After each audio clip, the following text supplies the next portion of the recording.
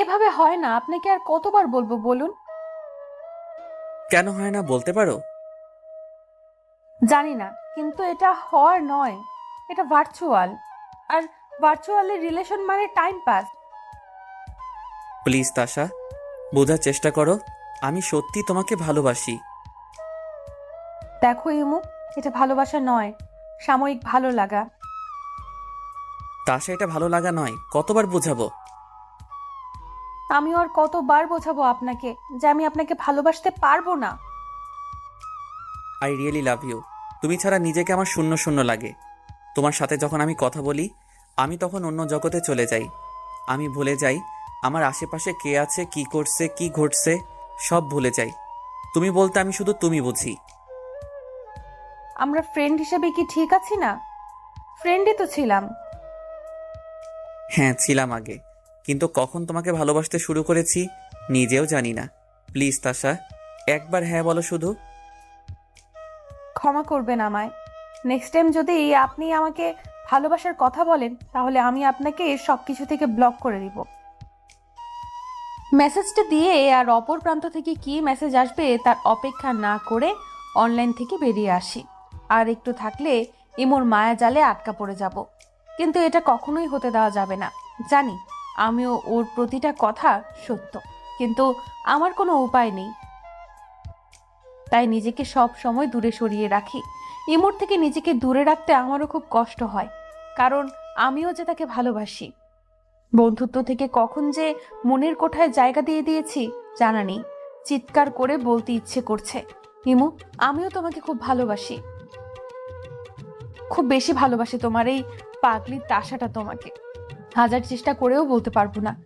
এটা বলার অধিকার যে আমার নেই। বাথরুমে শাওয়ারটা ছেড়ে দিয়ে ইচ্ছে মতো ভিজেছি। খুব কষ্টে থাকলে শাওয়ারের নিচে দাঁড়িয়ে থাকি ঘন্টার পর ঘন্টা। আজ কতক্ষণ ভিজেছি জানা নেই।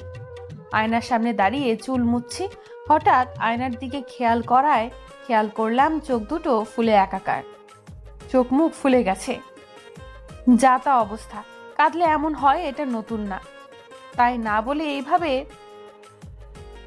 না ঘুমানো অবধি ঠিক হবে না এসব। মাথাটাও ভারী হয়ে গেছে, ঘুমের দরকার। বিছানাটা ঠিক করে শুয়ে পড়লাম। চারদিক খুব অন্ধকার, কিছু দেখা যাচ্ছে না। অন্ধকারটা যেন আরো বেড়ে যাচ্ছে। যত আলোর দিকে এগোতে যাচ্ছি, তত আরো অন্ধকারে তলিয়ে যাচ্ছি। কি করব বুঝে উঠতে পারছি না। অসহ্য লাগছে এই অন্ধকারটা, দম বন্ধ হয়ে আসছে। কি সব অদ্ভুত ভয়ঙ্কর জন্তু দেখছি। রক্তবর্ণ চোখ, মুখ দিয়ে লালা পড়ছে। আমাকে দেখে মুখে কি সে বিশ্রী হাসি। ধীর গতিতে আমার দিকে এগিয়ে আসছে। আমার কোথাও যাবার জায়গা নেই, না পিছনে না সামনে। চারদিক থেকে ঘিরে আছে। আমি শুধু না না বলে চিৎকার করছি। আমার এই চিৎকারটা যেন আরো আনন্দের বিষয় হয়ে উঠেছে। আস্তে আস্তে একদম আমার কাছে চলে এসেছে। এসে একজন আমার মুখের দিকে তার মুখটা এগিয়ে আনলো। আমি ভয়ে চিৎকার দিয়ে উঠি। উঠে দেখি আমার পাশে মা বসা। চোখ মুখ কেমন যেন শুকনো হয়ে আছে। আমাকে চিৎকার দিয়ে বসতে দেখে দেখি মা মুখে একটু হাসির রেখা দেখা যাচ্ছে। আমাকে জাপটে জড়িয়ে ধরলো। কিছুই বুঝতেছি না আমি, কেমন যেন সব এলোমেলো লাগছে নিজের কাছে। মা আমাকে জড়িয়ে ধরে ফুপাচ্ছে। কিছু বুঝে উঠতে পারছি না মা কান্না করছে কেন। আশ্চর্য তো, আমি তো ঘুমিয়েছি মাত্র, তাতে মার এভাবে কান্না করার তো কথা না। এদিকে নিজেকে কেমন হালকা হালকা লাগছে, কিন্তু মাথাটা ভারী হয়ে আছে। উফ মা, কাঁদছো কেন এভাবে? কিছু কি হয়েছে? কি হয়েছে জিজ্ঞাসা করছিস? তোর চিন্তায় চিন্তায় আমি শেষ হয়ে যাব। মা, আমি কি করেছি? আমি তো ঘুমালাম মাত্র, তাতে তুমি এত চিন্তার কান্নার কি আছে? এই ঘুম কয়দিন ধরে ঘুমাচ্ছিস জানিস? মানে? 2 দিন পর তোর জ্ঞান ফিরেছে, আর তুই বলছিস ঘুমিয়েছিস মাত্র। কি বলছো তুমি এসব? 2 দিন পর জ্ঞান ফিরলো মানে? কি হয়েছে আমার? সন্ধ্যায় তোর রুমে এসে দেখি লাইট অফ। সন্ধ্যায় তো তুই লাইট জ্বালিয়ে রাখিস, কিন্তু আজ আলো নেই। তাই তোর রুমে আসি। তোকে অনেকক্ষণ ডাকি, কিন্তু তোর সারা শব্দ নেই। তারপর লাইট জ্বালিয়ে দেখি অবচেতন অবস্থায় পড়ে আছিস। কিছুক্ষণ ডাকাডাকি করার পর তোর গায়ে হাত দিয়ে দেখি তোর গায়ে অনেক জ্বর, আর তুই ভুলভাল বকছিস। কি বলছো? মাথায় কিছু ঢুকছে না। কপালটা 2 হাত দিয়ে ডলতে ডলতে জবাব দি। গোসল করছিলি আবার দুপুরের পর? না মানে হ্যাঁ করেছি, গরম লাগছিল খুব তাই। আকস্মিক মা আমার গালে চড় মেরে বসেন। আমি আহাম্মকের মতো অবিশ্বাস্যভাবে মায়ের দিকে তাকিয়ে থাকি। তুই কেন এত কেয়ারলেস হয়ে চলছিস বলতো? কেন নিজের প্রতি এত অযত্ন? ডাক্তার তোকে নিষেধ করেছে এভাবে যখন তখন গোসল না করতে। হুয়াঙ্কার দিয়ে মা কথাগুলো বলে। মা, আমি কি করব আমার গরম লাগলে? চর মারা জায়গাটা শক্ত করে হাত দিয়ে চেপে ধরে জবাব দিলাম। কতক্ষণ গোসল করছিলি? জানি না কতক্ষণ গায়ে পানি ঢালছি। মাথা নিচু করে ক্ষীণ স্বরে জবাব দিলাম। দিব ধরে আর একটা। মা হাত উপরে তুললে আমি আমার 2 হাত দিয়ে দুগাল ধরে রাখলাম। এমন কিভাবে হয়ে গেলি তুই বলতো? আগে তো এমন ছিলি না। গত 2টা বছর ধরে তোকে এভাবে বেখেয়ালিভাবে চলতে দেখছি। আগে কত হাসি খুশি ভাবে থাকতি, সারাদিন হই হুল্লোড়। আর এখন কি হয়েছে বল না মা আমাকে। গলার স্বর হাতে নামিয়ে মাথায় আলতো করে হাত রেখে প্রশ্ন করেন। না মা, কিছু হয়নি আমার, একদম ঠিক আছি আমি। সুস্থ হয়ে দেখবে আবার আগের মতো হয়ে যাব। মায়ের কোলে মাথাটা রেখে মনে মনে মায়ের উদ্দেশ্যে বলি, সরি মা, তোমায় বলতে পারলে নিজেরও হালকা লাগতো, কিন্তু বলতে পারছি না। নিজের অজান্তেই চোখ বেয়ে পানি গড়িয়ে পড়ল। তাড়াতাড়ি করে চোখের পানি মুছে ফেললাম। মা, মাথাটা খুব ব্যথা করছে, একটু টিপে দিবে? আচ্ছা, তুই চোখ বন্ধ কর, আমি টিপে দিচ্ছি। 2 বছর আগের জীবনটা আমার ভালোই ছিল, কিন্তু এক কাল বৈশাখী ঝড়ে সব শেষ করে দিয়েছে। 2 বছর আগে কি হয়েছিল তা ভুলে যেতে চাই, কিন্তু বারবার তাই মন আর মাথার ভেতরে ঘুরতে থাকে। কথায় আছে না, যে জিনিসটা থেকে পিছু ছুটতে চাই সেই জিনিসটা আঠার মতো পিছু লেগে থাকে আরো বেশি করে। আমারও তেমনই অবস্থা। আচ্ছা মা, যদি তোমার মেয়ে নিজের অজান্তে কোনো পাপ করে থাকে তাহলে তাকে মাফ করবে? এমন করে বলছিস কেন? বলো না। ধরো আমি যে পাপ বা ভুল করেছি সেটা আমার অজান্তে বা আমাকে ফাঁসিয়ে করা হয়েছে, কিন্তু আমার কোনো দোষ নেই, কিন্তু আঙুলটা আমার দিকেই উঠবে। আমি জানি তুই কোনো ভুল করতে পারিস না। আর যা কিছুই হয়ে থাকুক না কেন, তোর বাবা আর আমি সব সময় তোকে সাপোর্ট করব। আগে তোরটা শুনবো, পরে অন্যজনদের। থ্যাঙ্কস মা। মাথা ব্যথা কমেছে? একটু। আচ্ছা, তুই রেস্ট নে, আমি তোর ডাক্তার আঙ্কেলকে কল দিয়ে আসছি। তাকে একটু আসতে বলি, তোকে আর একটু দেখে যাক। আচ্ছা। মা চলে যাওয়ার পর বালিশে মুখ চেপে ধরে কাঁদতে লাগলাম। মা, তুমি জানো না তোমার মেয়ে কত বড় ভুল করেছে। তুমি জানো না মা, 2 বছর আগে তোমার মেয়ের সাথে কি হয়েছে। কাঁদতে কাঁদতে হয়তো আবার ঘুমিয়ে পড়েছিলাম, মার ডাকেই ঘুম ভাঙলো। চোখ খুলে দেখি ডাক্তার আঙ্কেল বসে আছে, আমার দিকে হাসি হাসি মুখ নিয়ে তাকিয়ে আছে। আমি উঠে বসতে চাইলে নিষেধ করে। এখন কেমন আছিস বুড়ি? আঙ্কেল আমায় বুড়ি বলে ডাকে। হ্যাঁ, ভালো আছি আগের থেকে। তারপর আঙ্কেল আমার হাতের পালস, চোখ আর জিহ্বা চেক করলো। শোন মা, নিজের প্রতি যত্নশীল হ। একটু যত্ন নিলে কি খুব খারাপ হয় তুই বল? এভাবে চললে তো বেশি দিন বাঁচবি না। মাথায় তার হাত রেখে নরম স্বরে কথাগুলো বললেন। আর আমি মাথা নিচু করে চুপ করে শুনে যাচ্ছি আর মনে মনে বলছি মরে গেলে তো খুব ভালো হয়। কি বলছি বুঝেছিস? আঙ্কেলের কথায় মাথা নাড়িয়ে হ্যাঁ সূচক উত্তর দিলাম। আচ্ছা ভাবি, আমি আসি। আজ ইমনাতের ফ্লাইট আছে রাতে। আম্মুকে লক্ষ্য করে বলেন, ইমনাত আসছে? কতদিন পর দেশে ফিরছে। হ্যাঁ ভাবি। কতদিন দেখিনি ছেলেটাকে। ওকে নিয়ে আসবেন একদিন। জি ভাবি, অবশ্যই। আসি তাহলে। আসি রে বুড়ি। ম্লান হেসে বিদায় দিলাম। মা আর আঙ্কেল চলে গেল। আমি অন্য চিন্তায় পড়ে গেলাম আবার। গত দুদিন ধরে অনলাইনে নেই আমি। ইমোটা নিশ্চয়ই চিন্তায় আছে আমার জন্য। না জানি কি কি ভেবে নিয়েছে নিজে নিজে। মোবাইলটা হাতে নিয়ে ডাটা কানেকশন অন করলাম। মেসেজের টোন টান বেজেই চলেছে। কিছুক্ষণ পর বন্ধ হয় টোনটা। মেসেঞ্জার ওপেন করলাম। উপরের লিস্টে দেখি মোর নামটাই আগে। তার মেসেজের সংখ্যা দেখে আমি হতবাক। এতগুলো মেসেজ!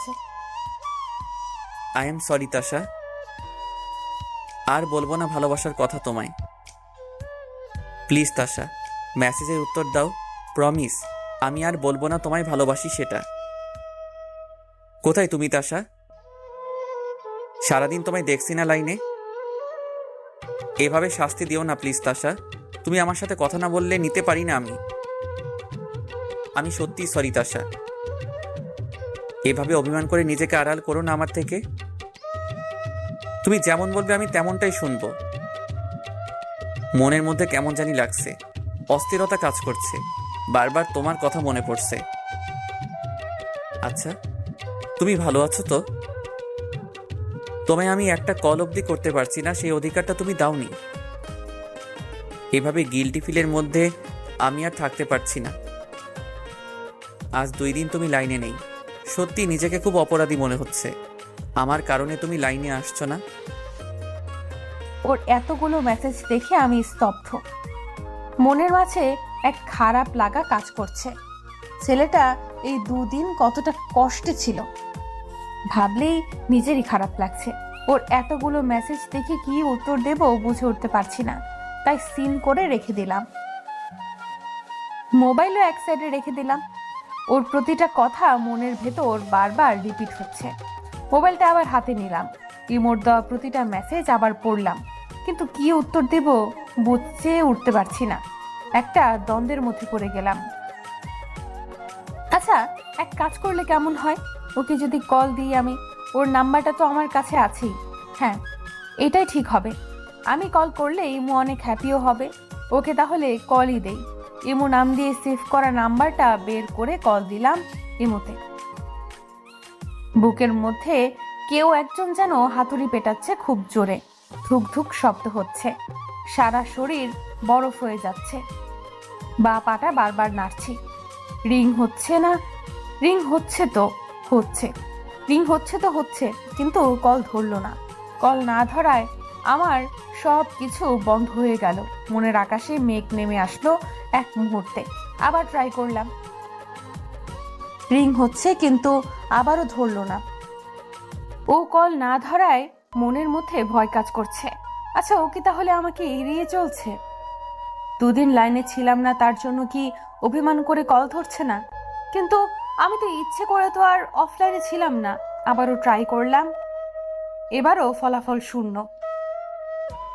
অস্থির হয়ে পড়ছি আমি। ঘরের মধ্যে পায়চারি করছি। কিছুক্ষণ পর পর ট্রাই করছি ওর নাম্বারে, কিন্তু ফলাফল একই, কল ধরছে না। কতবার যে কল দেওয়া হয়ে গেল নিজেও জানি না। কিছুই ভালো লাগছে না এখন আর। মনের মধ্যে নানা প্রশ্ন ঘুরপাক খাচ্ছে। ইমুর আবার কিছু হয়নি তো? ইমু যেন সুস্থ থাকে, ভালো থাকে। 2 হাত জোরে চোখ বন্ধ করে প্রার্থনা করছি। সারা দিনটা ইমুকে কল করে আর ওর মেসেজগুলো দেখেই কাটিয়ে দিয়েছি। সন্ধ্যার দিকে কল দিতে গিয়ে দেখি ফোন ডাটা অফ। খুব দুশ্চিন্তা হচ্ছে তার জন্য। মনের ভেতর ভয় কাজ করছে খুব। একটু পর পর ওর নাম্বারটায় কল দিচ্ছি, কিন্তু বারবার তার নাম্বারটা বন্ধ বলা হচ্ছে। কিছুক্ষণ পর মোবাইল হাতে নিয়ে চেক করছি, যদি সেই কল বা মেসেজ দিল কিনা তার জন্য, কিন্তু না, না আসলো একটা মেসেজ, না আসলো একটা কল। কল আর মেসেজ না দেখেই নিজেকে আর সামলাতে না পেরে কেঁদে দিলাম। কেঁদে কেঁদে আর ওকে একবার কল দিলাম। কলটা এবারও ধরলো না। রাগে আর দুঃখে মোবাইলটা ফেলে দিলাম, কোথায় পড়লো জানি না। তারপর ঘুমিয়ে গেলাম। রাত আনুমানিক 11টা কি 12টার দিকে জেগে উঠলাম। মনে হয় মোবাইলের রিংটা বেজে উঠল। তাড়াতাড়ি মোবাইলটা খুঁজতে লাগলাম, পেয়েও গেলাম। বিছানার এক কোণায় হাতে নিয়ে দেখি 5-6টা মিসড কল আননোন নাম্বার থেকে। নাম্বারটা দেখেই মাথা খারাপ হয়ে গেল। কার কল আশা করলাম, আর কে না কে কল দিল। মোবাইলটা হাতে নিয়ে বসে আছি, আবার সেই নাম্বারটা কল আসলো। রাগে গা জ্বলছে, নাম্বারটা কল আসছে দেখে। কলটা ধরলাম কথা শুনিয়ে দেওয়ার জন্য, কিন্তু বলতে যাব তার আগেই অপর প্রান্ত থেকে হ্যালো শব্দটা ভেসে আসলো। হ্যালো তাশা। অপর প্রান্তে থাকা মানুষটার মুখে নিজের নাম শুনে বুঝতে বাকি রইল না যে সে কে। চুপ করে রইলাম। আমি কেন জানি না গলা দিয়ে কথা বের হচ্ছে না। কথা বলো তাশা। চুপ আমি। হ্যালো তাশা, আমি জানি তুমি শুনছো আমায়।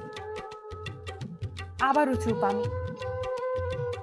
সরি, কল রিসিভ করতে পারিনি তার জন্য। দেখো কানে ধরলাম। এবার কান্নার আওয়াজটা বেড়ে গেল আমার। তাশা, কান্না করছো তুমি? I really sorry. চুপ, একদম চুপ। খুব খারাপ তুমি। সারাদিন কতগুলো কল দিয়েছি আমি, একটিবারের জন্য রেসপন্স পাইনি ওই প্রান্ত থেকে। শেষে কি হলো? ডাটা অফ করে দিলে। খুব চালিয়েছি তাই না তোমাকে? আর চালাবো না, কলও দিব না। খুব খারাপ তুমি ইপু, খুব খারাপ। কেঁদে কেঁদে বললাম কথাগুলো। কান্নাটা আর নিজের ভেতরে থাকতে চাইছে না, বের হয়ে আসলো। তাশা, আমি কিছু না বলে নাক টানতে থাকি। আমার জবাব দিতে ইচ্ছে করছে না। তুমি আমায় কি বলছো জানো তুমি? কান্না করার মধ্যে ভ্যাবাচাকা খেয়ে গেলাম। চিন্তায় পড়ে গেলাম, রাগে কি খুব বেশি বলে দিয়েছি নাকি আমি? কি বলেছি? এই প্রথম তুমি আমায় আপনি থেকে তুমি বলেছো। জানো, তোমার মুখে এক তুমি শব্দটাই কতটা মাদকতা ভরা। তোমার মুখে তুমি শব্দটাই এতটা মধুর লাগবে ভাবতেই পারিনি। ইমুর এমন কথায় রাগ অভিমান সব উধাও হয়ে গিয়ে মুখের কোণায় হাসি ফুটে ওঠে। হাসিটা চেপে মুখে বললাম, আমি আপনাকে মোটেও তুমি বলিনি, আপনি ভুল শুনেছেন। ইমু আমার কথা শুনে একটু মুচকি হাসি দিয়ে বলে ওঠে, আচ্ছা, ভুলই না হয় শুনলাম। আচ্ছা, তোমায় একটা প্রশ্ন করি। ইমুর কথাটা শুনে চিন্তায় পড়ে গেলাম। ও আসলে কি প্রশ্ন করবে আমায়? আমার চুপ থাকা দেখে ইমু আবার বলে ওঠে, কি করব? জি। আমার জন্য এত দুশ্চিন্তা করছো কেন? কান্না করে করে গলা বসিয়ে ফেললে কেন?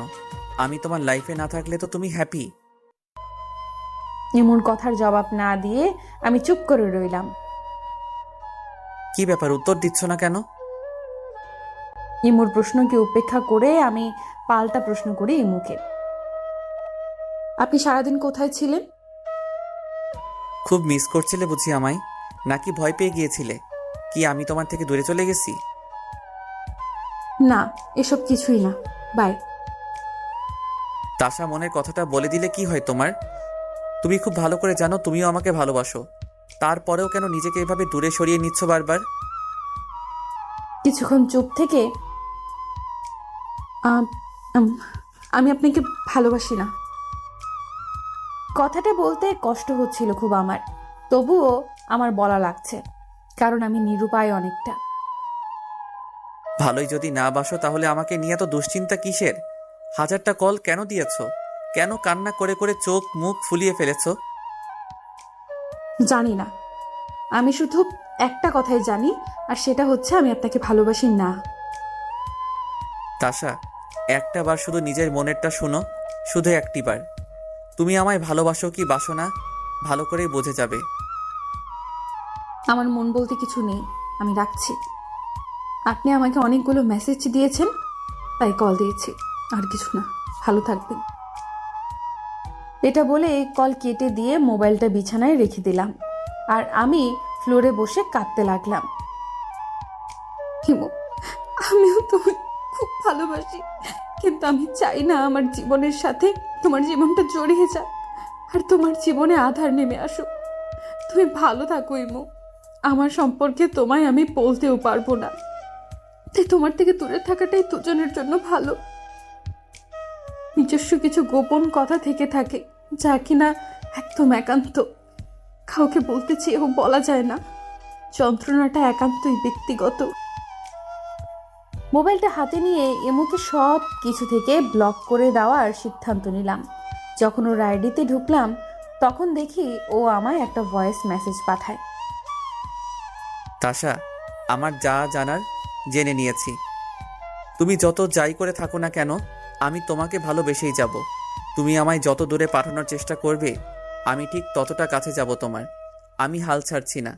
I love you forever. Imu, আমার সাথে নিজের জীবনটাকে জড়িয়ে নষ্ট করো না।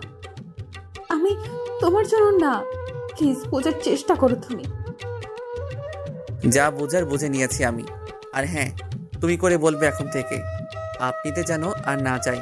তুমি শব্দটা তোমার মুখে খুব মিষ্টি লাগে শুনতে। ওর কথায় কান্নার মাঝেও হাসি পেয়ে গেল। এই যে মুখে এখন যেরকম হাসি রেখেছো, সবসময় এমন করে হাসবে, ঠিক আছে? একটা হাসির ইমোজি দিলাম ইমুকে। শুনো, মাথার মধ্যে যে ভাবনা নিয়ে এসেছো, ভুল করেও সেটা করতে যেও না, তাহলে পরে কিন্তু তুমি পস্তাবে। কি ভাবনা নিয়ে আসছি আমি? অবাক হয়ে আমি প্রশ্ন করি, এই যে আমাকে সবকিছু থেকে ব্লক দিয়ে দিতে আসছো, আর যোগাযোগ যেন করতে না পারি আমি তোমার সাথে। এসব আমি ভাবছিলাম, আপনি কি করে বুঝলেন? ওর কথা শুনে আমি পুরো বিস্ময় হয়ে যাই। সিক্স সেন্সের কামাল। আর এই মেয়ে বলছিলাম না, তুমি করে বলতে শুধু। ওর রাগী ইমোজি দেখে আমি একা শব্দ করে হেসে উঠি। ওর সাথে কথা বলতে বলতে ব্লক দেওয়ার ডিসিশনটা পাল্টে যায়। আমি এমোর সাথে কথা বললে ভালো থাকি, সব কিছু ভুলে থাকি। ধমক দিয়ে কথা বললে আমি আপনাকে ব্লক করে দেব। ব্লক দিলে সোজা তোমার বাড়ি গিয়ে হাজির হব, আর তোমার মা বাবাকে গিয়ে বলবো আপনাদের মেয়েটা আমার মহামূল্যবান জিনিস নিয়ে পালিয়েছে। আপনি তো আর জানেন না আমি কোথায় থাকি যে এসে এসব বলবেন। তাশা, এটা 2021 সাল, সে আদিম যুগ না। খুব সিম্পল। তোমার কল ট্রেস করলে তো আমি জানতে পারবো তুমি কোথায় থাকো সেটা। এমুর সাথে কথা বলছি, অনেক যে রাত হলো তার দিকেও খেয়াল নেই আমার। যখন এমু মনে করিয়ে দিল, তখন তাকে গুড নাইট বলে অফলাইনে চলে আসি। এইভাবে কাটতে থাকে দিন।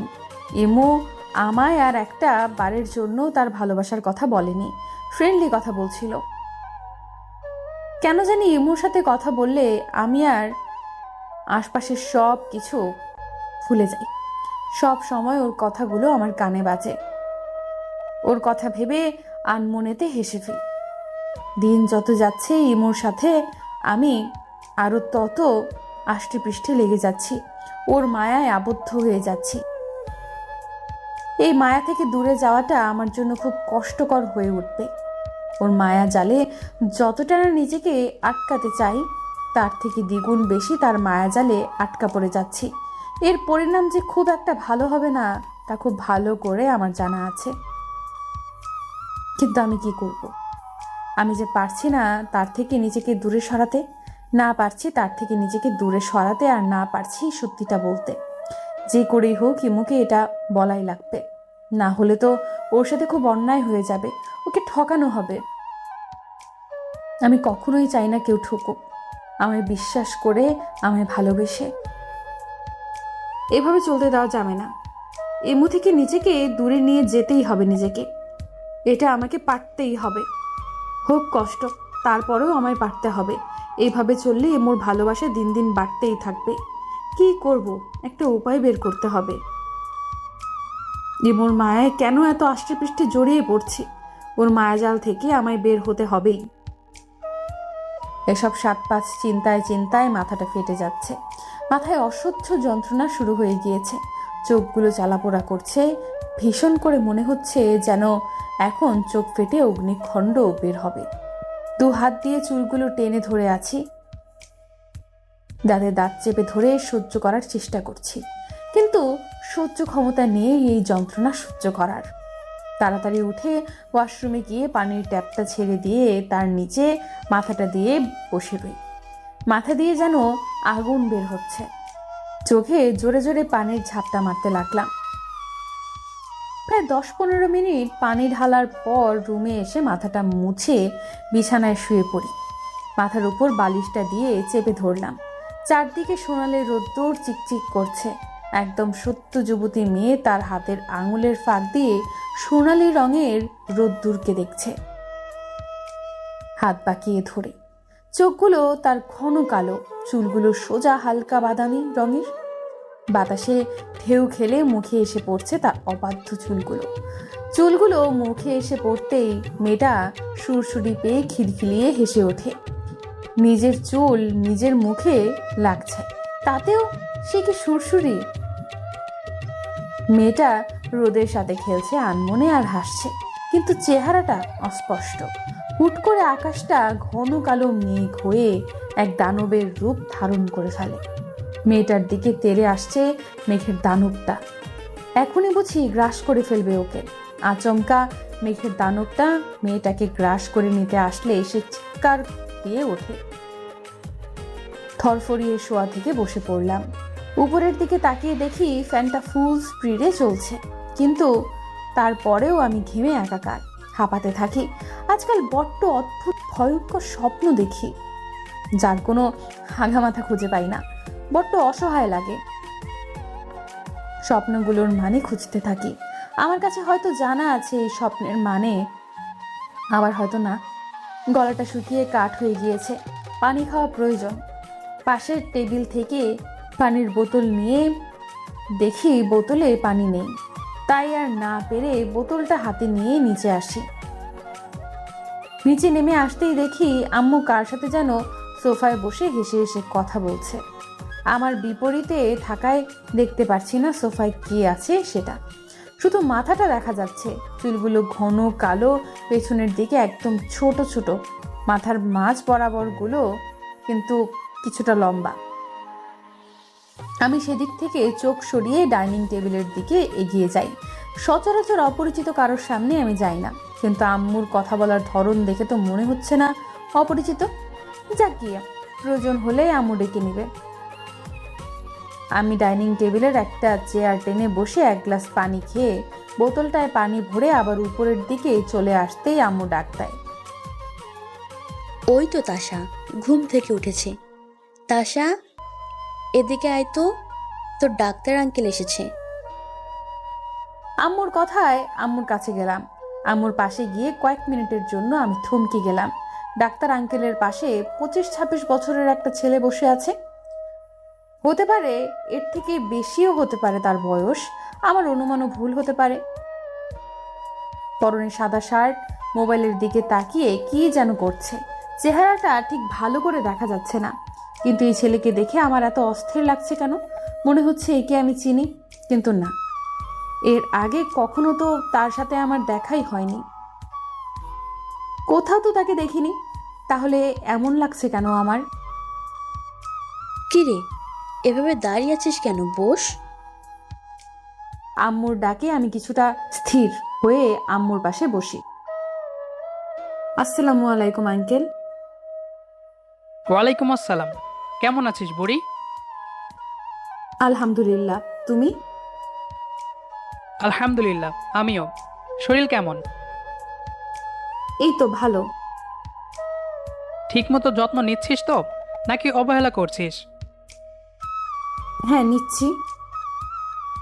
মুখে একটা হাসির রেখা ফুটিয়ে আঙ্কেলকে উত্তর দিলাম। আঙ্কেলের পাশে থাকা লোকটির দিকে বারবার শুধু চোখ যাচ্ছে আমার। কি এক অজানা শক্তি যেন আমায় বারবার তার দিকে টানছে। একটা অস্থিরতা কাজ করা শুরু করে দিয়েছে। এখানে আর বেশিক্ষণ বসে থাকলে অস্থিরতা আরো বেড়ে যাবে। আম্মু, আমি রুমে যাচ্ছি, আমার কিছু কাজ আছে। আরে বস, তোর আঙ্কেলের ছেলের সাথে পরিচিত হ, কিছুদিন আগে দেশে ফিরেছে। আম্মুর কথায় আবারও তার দিকে তাকালাম। কেমন যেন ভাবলেশীন হয়ে মোবাইল টিপছে। ইমনাত ও তাশা তোমার আন্টির মেয়ে আর আমার বুড়িমা। আঙ্কেলের কথায় ইমনাদ চোখ তুলে তাকায়।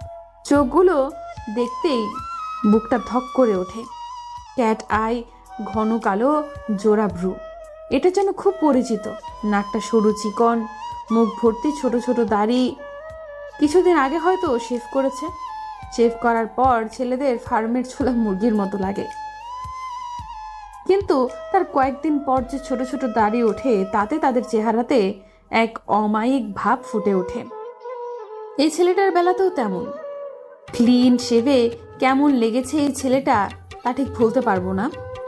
অনেক ছেলেদের আবার ক্লিন শেভেও দারুণ দেখায়। ছেলেটার চোখগুলো আমায় চিন্তায় ফেলে দিয়েছে। এই চোখ জোড়া তো আমার পরিচিত। চোখ জোড়া বন্ধ করে নিজেকে স্থির করার চেষ্টা করছি। এমন চোখ তো আরো কতজনের থাকতে পারে, শুধু একজনের তো নয়। কিন্তু আমার এত অস্থির লাগছে কেন এই মানুষটাকে দেখার পর থেকে? হাই, আমি ইমনাত মাহমুদ। কণ্ঠটায় আরো এক দফা চমকে গিয়ে ইমনাদের দিকে তাকাই। এগুলো কি হচ্ছে আমার সাথে? কেন এই ছেলেটাকে পরিচিত মনে হচ্ছে আমার? কোনো মতে নিজেকে স্বাভাবিক করে কিছুটা কাপা কাপা গলায় উত্তর দিই আমি, আসসালামু আলাইকুম, আমি তাশা আহমেদ। ইমনাদ কিছুক্ষণ আমার দিকে পলকহীনভাবে তাকিয়ে থেকে সৌজন্যতার জন্য একটা হাসি দেয়। আমিও ভদ্রতা বজায় রাখার জন্য একটা হাসি দিলাম। এইখানেই আরো কিছুক্ষণ বসে থাকলে আমি শেষ হয়ে যাব। আম্মু, আমি একটু রুম থেকে আসি।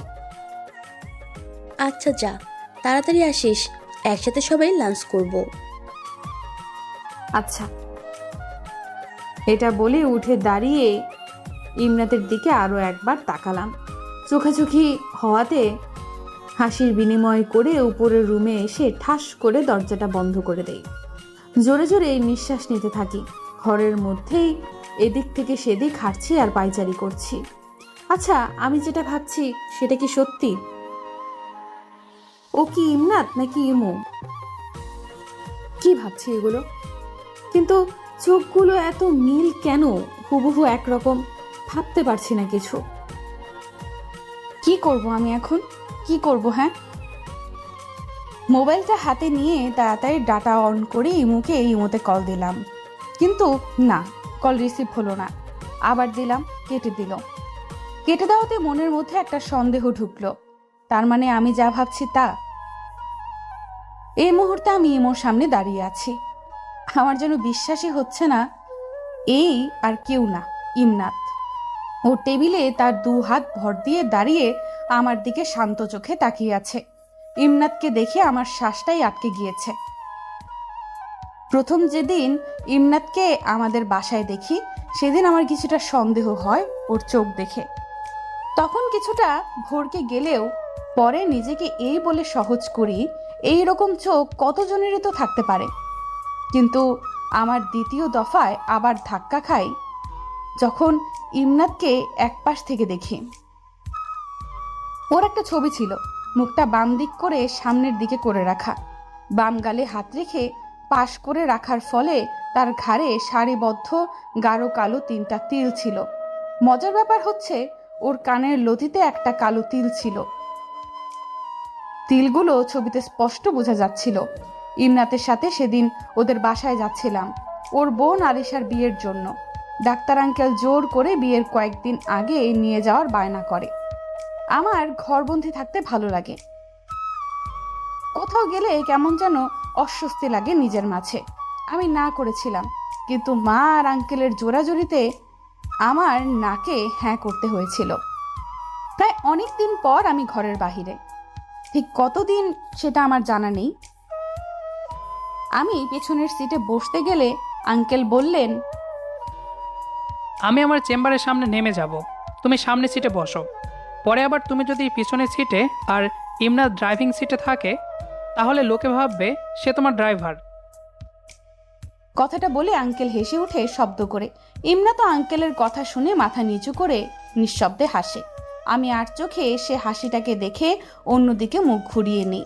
ইমনাতকে দেখলে আমার কেমন যেন অস্থিরতা শুরু হয় ভেতরে, কেমন যেন একটা অনুভূতি। তার নাম আমার অজানা, একদম অজানা। কিছুটা জড়তার সাথে অস্বস্তি নিয়ে ইমনাতের পাশের সিটে আমি বসি। আঙ্কেল মোবাইলে কিছু একটা পড়ে, সেটা নিয়ে ইমনাতের সাথে কথা বলতে থাকে, রাজনীতি বিষয়ক। আমি তাদের কথায় কল্পনাত না করে রাস্তার পাশে দোকানপাট, বড় বড় দালান কোঠা দেখছিলাম। নিমেষেই সেসব পার করে সামনের দিকে এগিয়ে যাচ্ছি দ্রুত গতিতে। ফুটপাতে কিছু মানুষ বসে আছে, একটা বাচ্চা বসে আছে, গায়ে জামা নেই, ময়লাটে গায়ের রং, যত্নের অভাবে এমনটা। যদি একটু যত্ন নেওয়া হতো, দেখতে এই বাচ্চাগুলোকেও রাজপুত্র লাগতো। দূর থেকে এই বাচ্চাটার উপর আমার চোখ আটকে গিয়েছে। বাচ্চাটার হাতে কিছু একটা ছিল, ওটা মুখে দিয়ে বসে আছে। বাচ্চাটা থেকে কয়েক হাত দূরে গাড়ির ব্রেক কষছে ইমনাত। আমি আমার ভাবনার জগতে বিভোর হয়ে থাকার ফলে ব্রেক কষতে কিছুটা সামনে ঝুঁকে পড়ি। আমি ভয়ে চোখ বন্ধ করে ফুস করে জোরে নিঃশ্বাস নিলাম। আঙ্কেল গাড়ি থেকে নেমে আমার মাথায় হাত রেখে মুখে হাসি ফুটিয়ে তারপর বলে, বাই বুড়ি, বাসায় দেখা হবে। সাবধানে নিয়ে যাবে আমার বুড়ি মাকে, বুঝছস? কথাটা ইমনাতকে লক্ষ্য করে বলে। ইমনাত আগের মতো ঠোঁট প্রশস্ত করে হেসে মাথা দুলায়, যার অর্থ বুঝেছি। আঙ্কেল আবার হেসে চলে যায়। আমি সামনের দিকে তাকিয়ে ওই বাচ্চাটার দিকে তাকিয়ে থাকি। হঠাৎ গাড়ি খোলার শব্দে পাশে তাকালে দেখি ইমনাত গাড়ি থেকে নেমে গিয়েছে। আমার উদ্দেশ্যে বলে, আপনি একটু বসুন, আমি সামনে শপিং মল থেকে কিছু কেনাকাটা করে আসছি। 5 মিনিটের মতো সময় লাগবে। ইমনাত সৌজন্যতামূলক হাসি হেসে চলে যায়। ইমনাত চলে যাওয়ার পরে আমি গাড়ি থেকে বের হয়ে সামনের দিকে এগিয়ে যাই বাচ্চাটার কাছে। বাচ্চাটার সামনে গিয়ে আমি 2 হাত গুজে দাঁড়িয়ে থাকি। বাচ্চাটার পাশে একটা ছোট্ট পানের দোকান আছে, সাথে সিগারেট, বিস্কিট, চকলেট আর বনরুটি আছে। টঙের দোকানের মতো। দোকানের পাশে একটা চুলা, কেরোসিন দিয়ে জ্বলে। চুলায় একটা কেটলি বসানো, ধোঁয়া উঠছে, হয়তো চায়ের পানি বসিয়েছে। ওখানে একজন মহিলা আছে, উনি কিছুক্ষণ পর পর বাচ্চাটার দিকে তাকাচ্ছে। আমি ওনার দিক থেকে চোখ সরিয়ে বাচ্চাটার দিকে মনোযোগ দেই। আপন মনে বাচ্চা ছেলেটাকে দেখতে থাকি। বাচ্চাটা একটা পলিথিন 2 হাত দিয়ে থাপড়াচ্ছে, খচ খচ শব্দ হচ্ছে। 2 হাত দিয়ে যখন পলিথিনে হাওয়া হয়, ছেলেটা চোখ বন্ধ করে খিচে ফেলে, যেন ভয় পাচ্ছে। পরে আবার চোখ খুলে ঠিক একই কাজ করছে সে। তার কাণ্ড দেখে আমি আনমনে হেসে উঠি। বাচ্চাটার গায়ের উপর কারোর ছায়া দেখে পাশে ঘুরে তাকালে দেখি ইমনাত আমার বাম পাশে। সেও বাচ্চাটার কাণ্ড দেখে মুচকি হাসি হাসছে।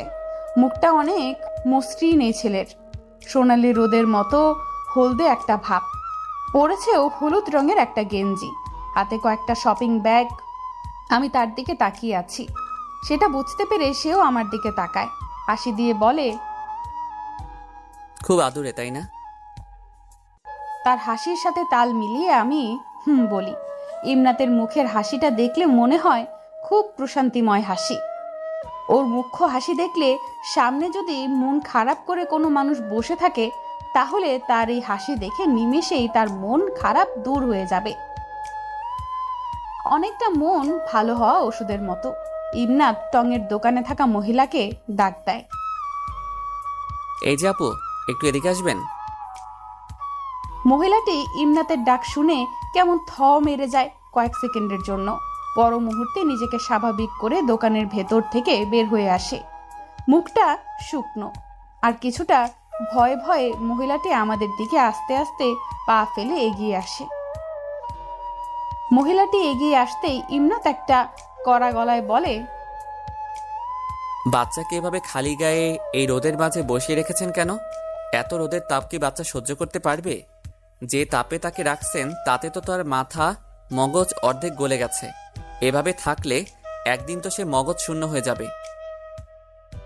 গাড়ির ধোঁয়া আর ধুলোবালির কথা তো বাদ দিলাম, এই যে গাড়ির কালো ধোঁয়া, এটা নিঃশ্বাসের সাথে শরীরে প্রবেশ করলে এতে ফুসফুসের ক্ষতি হয়। এই ধুলোবালি থেকে তো বাচ্চার নিউমোনিয়া হয়ে যেতে পারে। স্যার, গরিবের পোলাপানের এসব সওয়া আছে, এত সহজে কিছু হয় না। যত রোগ বালাই সব বড় লোকের ঘরে। মহিলাটি এগিয়ে আসতেই ইমনাত একটু কড়া গলায় বলে, তা না হয় বুঝলাম, কিন্তু বাচ্চা এমন খালি গায়ে কেন? আর এভাবে একা রাখছেন কেন বাচ্চাটাকে? একটু আগে ভিজাইয়া ফেলছিল, তাই খুইলা দিছি। আর দোয়ানের ভিতরে জায়গা নাই, নইলে ভিতরে রাখতাম। আর এত রোদ তৈলা আইসে খেয়াল করি নাই। একটু আগে সামা আসছিল। একা মানুষ বাচ্চা লইয়া দোয়ান চালান সম্ভব না। যদি বাচ্চা লইয়া বসে থাকি চাইলে আর পেটে খাওয়ান জুটবে না, তখন দুইজনে না খেয়ে মরণ লাগবো। মহিলাটি অসহায় মুখ করে কথাগুলো বলে। ইমনাত লম্বা করে ও শব্দ উচ্চারণ করে, তারপর হাতে থাকা শপিং ব্যাগগুলো মহিলাটির দিকে এগিয়ে দিয়ে বলে, আপু, এগুলো তোমার বাচ্চার জন্য। প্রথমে ভাবছি বাচ্চাটা একা, মনে মনে ভাবছি নিয়ে যাব বাচ্চাটাকে বাসায়। পরে দেখি তার মা আছে, তাই সিদ্ধান্ত বাতিল করে তার জন্য এই সামান্য কিছু কিনা। ইমনাতের কথা শুনে আমি বিস্ময় নিয়ে ওর দিকে তাকাই, সাথে মহিলাটিও। মহিলাটির বিস্ময়ে ড্যাব ড্যাব চোখ করে ইমনাতের দিকে তাকিয়ে থাকে। কথা বলার ভাষা যেন হারিয়ে বসেছে। ইমনাত মহিলাটির হাতে ব্যাগ ধরিয়ে দিয়ে বলে, এটা আমার তরফ থেকে আমার ভাগ্নের জন্য কিছু উপহার। মুখে তার প্রশস্ত হাসি। ইমনাতের কথায় মহিলাটি বিস্ময়ে বলে, ভাগ্নে? আপনাকে বোন ডাকছি না? বোনের ছেলে তো ভাগ্নেই হয়, তাই না? ইমনাতের কথায় মহিলাটি কেঁদে ফেলে, আর আমি অবাক হয়ে ইমনাতের দিকে তাকিয়ে থাকি। কত সহজে সে একটা মানুষকে আপন করে নিয়েছে, বোনের জায়গা দিয়েছে। ইমনাত বাচ্চাটাকে কোলে তুলে নিয়ে মহিলাটি প্রশ্ন করে, ভাগ্নের নাম কি আপা? রুবায়েদ। সুন্দর নাম। আচ্ছা যাই তাহলে, অন্য আরেকদিন আবার আসবো। স্যার, এক কাপ চা খায়া যান। ভাইকে কেউ স্যার বলে? ভাই ডাকলে চলবে, বুঝেছেন? ইমনাতের কথা মহিলাটি শুধু মাথা দুলিয়েছে, চোখে জল ওনার। হয়তো কেউ এমন করে কথা বলেনি, কেউ ভাবেনি এমন করে। ইমনাতের বিনয়ী দেখে মহিলাটি এবং কি আমিও মুগ্ধ। এভাবে কয়জন পারে? ওর মতো করে তো আমিও পারবো না, আমায় দিয়ে সম্ভব না। ইমনাতের কাজকর্ম দেখে আমার সব উদাসীনতা যেন মুহূর্তেই দূর হয়ে গিয়েছে। আমি ভুলে গিয়েছি আমার মন খারাপের কথা। পুরো শরীর নিমেষেই ফুরফুরে হয়ে উঠেছে। আজ প্রথম উপলব্ধি করলাম সুখ বেশি দূরে নয়, আমাদের আশেপাশেই আছে, শুধু একটু খুঁজে নিতে হয়। যেমন ইমনাত যেটা করেছে তাতে কেমন একটা সুখ সুখ অনুভব হচ্ছে। তার কাজ দেখে আমার সুখ অনুভব হচ্ছে, আর যে এই কাজ করছে তার কেমন অনুভূতি হবে? নিশ্চয়ই খুব সুন্দর হবে সে অনুভূতি। ইমনাত রুবায়েতকে আদর করছে, নানা রকম মুখ ভঙ্গিমা করছে। আমি একজন নীরব শ্রোতা হয়ে দুজনকে দেখছি। ইমনাতের ডাকে আমি হালকা চমকে উঠি। আমি অপ্রস্তুতভাবে ওর দিকে চেয়ে থাকি, সে প্রশ্নাক্তভাবে আমার দিকে চেয়ে থাকে, তারপর আবার বলে, আপনার কিছু লাগবে? কয়েক সেকেন্ড লাগলো নিজেকে স্বাভাবিক করতে। গলা খাকড়ি দিয়ে নিজেকে স্বাভাবিক করে না বলে জবাব দেই, ওকে, তাহলে চলুন। জি। আসি আপা, পরে আবার দেখা হবে। বাই মামা। রুবায়েতকে হাত নেড়ে বিদায় জানাই ইমনাত। রুবায়েতও হাত নাড়ার চেষ্টা করে। আমিও রুবায়েতের গালে আলতো করে হাত রাখি একটু। ইমনাতের আগে আমি গাড়িতে উঠে বসেছি। ইমনাত এখনো সেখানে দাঁড়িয়ে কথা বলছে। আমি দেখছি গাড়ির থেকে এই ছেলেটাকে কেমন যেন খুব আপন আপন লাগে। মনের ভেতর অস্থিরতাটাও কাজ করে। সিটে হেলান দিয়ে প্রাণ ভরে নিঃশ্বাস নিয়ে চোখ বন্ধ করে জোরে নিঃশ্বাস ফেলি। গাড়ির দরজা খোলার শব্দ হতেই আমি সোজা হয়ে বসে পাশে ফিরলে দেখি ইমনাত সিটে বসে সিট বেল্ট লাগাচ্ছে। সিট বেল্ট লাগিয়ে দরজা লাগাতে গিয়ে একটু বিপাকে পড়ে। দরজাটা ওর নাগালের বাইরে কিছুটা। বিরক্তিতে চ আকার শব্দ করে সিট বেল্টটা খুলে ফেলে। হাত এগিয়ে দিয়ে দরজা ধরতে গেলে তার মাথাটাও কিছুটা বের হয়। আচমকা তখন আমার চোখ ওর ঘাড়ের পাশে যায়। ওর ঘাড়ে 1.3 গাঢ় কালো তিল, স্পষ্টভাবে বোঝা যাচ্ছে তিলগুলো। গেঞ্জির গলাটা গোল হওয়াতে স্পষ্ট দেখা যাচ্ছে। সেটা দেখার সাথে সাথে আমার বুক ধুক করে ওঠে, শরীরে কাঁপন ধরে যায়। বুকের ভেতর হাতুড়ি পেটা শুরু হচ্ছে খুব জোরে জোরে। অস্ফুট স্বরে আমার মুখ দিয়ে ইমু নামটা বের হয়ে আসে। আমি বিস্ময় নিয়ে ওর দিকে তাকিয়ে আছি। আমার মুখে ইমু নামটা শুনে ইমনাত নিজে কয়েক সেকেন্ডের জন্য স্তব্ধ হয়ে যায়। দরজা বন্ধ করা ছেড়ে দিয়ে আমার দিকে অবাক নয়নে চেয়ে প্রশ্ন করে, কিছু বলেছেন? ইমনাতের এমন কথা শুনে আমি নিমেষে চুপসে যাই। নিজেকে স্বাভাবিক করে ছোট করে না বলে আমি আমার মুখটা অন্যদিকে ফিরিয়ে ফেলি। নিজের উপর প্রচন্ড রাগ হচ্ছে। কেন উমর ছবি আমি দেখলাম না? দেখলে হয়তো এমন একটা বাঘবন্দি খেলা আমার সাথে হতো না। সে নিজে দিতে চেয়েছিল, কিন্তু আমি সাফ না করে দিয়েছিলাম। আমিও কখনো দেইনি। ওর মুখে এক সাইডে পিক, সেটা সে তার মাইডেতে দিয়েছিল, আর ওর দেখেছিলাম অন্য একটা ছবিতে। মুখে মাস্ক আর মাথায় ক্যাপ দেওয়া ছিল, শুধু চোখ বোঝা যাচ্ছিল। তখন বুঝেছিলাম ওর চোখ ধূসর। এখন নিজের মাথাটা নিজের ফাটিয়ে ফেলতে ইচ্ছে করছে। আমি এতই উদাসীন ছিলাম, ইমুর পুরো নাম, কোথায় থাকে, কি করে কিছুই জানতে চাইনি কখনো। না, আমি তাকে বলেছি। ইমনাতকে যেদিন প্রথম দেখেছিলাম সেদিন ইমুকে বার কয়েক কল দিয়েছিলাম। কল তখন ধরেনি, ব্যস্ত আছে বলে একটা মেসেজ দেয়। পরে রাতে কল দেয়। কল দিলে তাকে দেখার কথা বললে সে তখন বলে একেবারে সরাসরি দেখো। এতদিন যেহেতু দেখোনি, আর কয়েকদিন না দেখে কাটা। এত রিকোয়েস্ট করে বলেছিল, আমি আর কিছু বলতে পারিনি তাকে। না চাইতেও চোখের কোণা আমার ভিজে গিয়েছে। কি অদ্ভুত বিষয়! আমি ইমু থেকে নিজেকে দূরে রাখতে চেয়েছিলাম, কিন্তু হলো উল্টা। আমি ইমুর সাথে আষ্টে পৃষ্ঠে জড়িয়ে গেলাম। নাম জানি না, গ্রাম জানি না, না দেখে প্রেমে পড়ে গিয়েছি। মানুষের জীবনে কিছু অকল্পনীয় জিনিস ঘটে যায়, যার মধ্যে একটা হলো ভালোবাসা।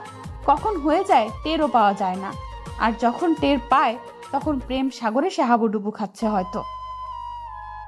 আমার অবস্থাও তেমন। ইমনাতকে দেখার পর থেকে আমার ইমুকে দেখার আগ্রহ বেড়ে গিয়েছে, হয়তো কিউরিয়াসিটি থেকে। আজ সহ ইমনাতের সাথে আমার দ্বিতীয় দেখা।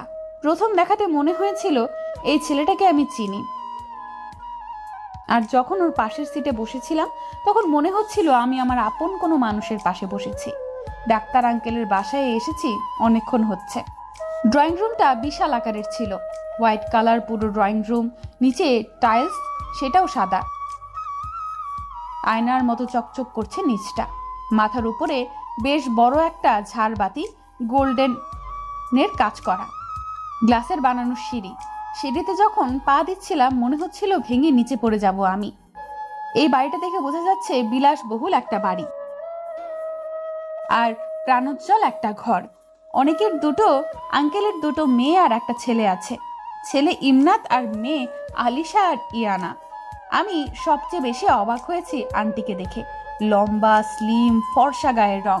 ওনাকে দেখলে যে কারোর মনে আসতে পারে নির্ঘাত বলিউড মুভির নায়িকা ছিলেন উনি। শ্রীদেবীর মতো অনেকটা মুখের গঠনটা ওনার। আঙ্কেলের থেকে আন্টি কিছুটা লম্বা। আমি ওনাকে দেখে ড্যাব ড্যাব করে চেয়ে থাকি। আঙ্কেলের পরিবার সম্পর্কে আমার কোনো ধারণা ছিল না। আঙ্কেলের সপরিবারে আমাদের বাসায় গিয়েছিল, তখন আমি বাসায় ছিলাম না, হোস্টেলে ছিলাম। আন্টির আচরণে বুঝেছি ইমনাত কার মতো হয়েছে, একদম তার মায়ের মতন। মায়ের মতো হওয়া ছেলেরা নাকি অনেক ভাগ্যবান হয়। হয়তো ইমনাতও ভাগ্যবান। আন্টি যেভাবে আমাকে তুই করে সম্বোধন করে জড়িয়ে ধরেছেন, তাতে মনে হচ্ছিল আমি তার কত আপন। অথচ ওনার সাথে আজ আমার প্রথম দেখা। তারপর কপালে একটা চুমু বসিয়ে দেন। আমি জাস্ট স্তব্ধ ওনার ব্যবহারে। এত মোলায়েম ওনার ব্যবহার। আমার মনে হয় ওনার ব্যবহারে পাথরও গলে মোম হয়ে যাবে। উপরতলার একটা রুম আমার জন্য বরাদ্দ করা হয়েছে। রুমটা আমার রুমের চেয়ে বেশ খানিক বড়। রুমের রংটা ধূসর মেঘের মতো, অনেকটা ছাই রাঙা। খাটটাও একই রঙের।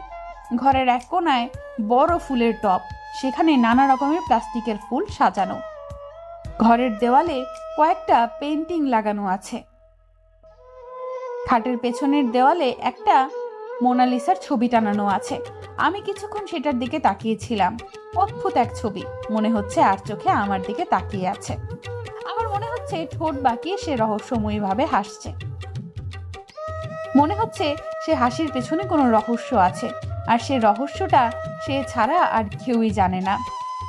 হাসিটার দিক থেকে চোখ সরিয়ে আমিও ঠোঁট বাঁকা করে হাসলাম। এখানে এসে আমার মন মেজাজ সব ফুরফুরে হয়ে গিয়েছে।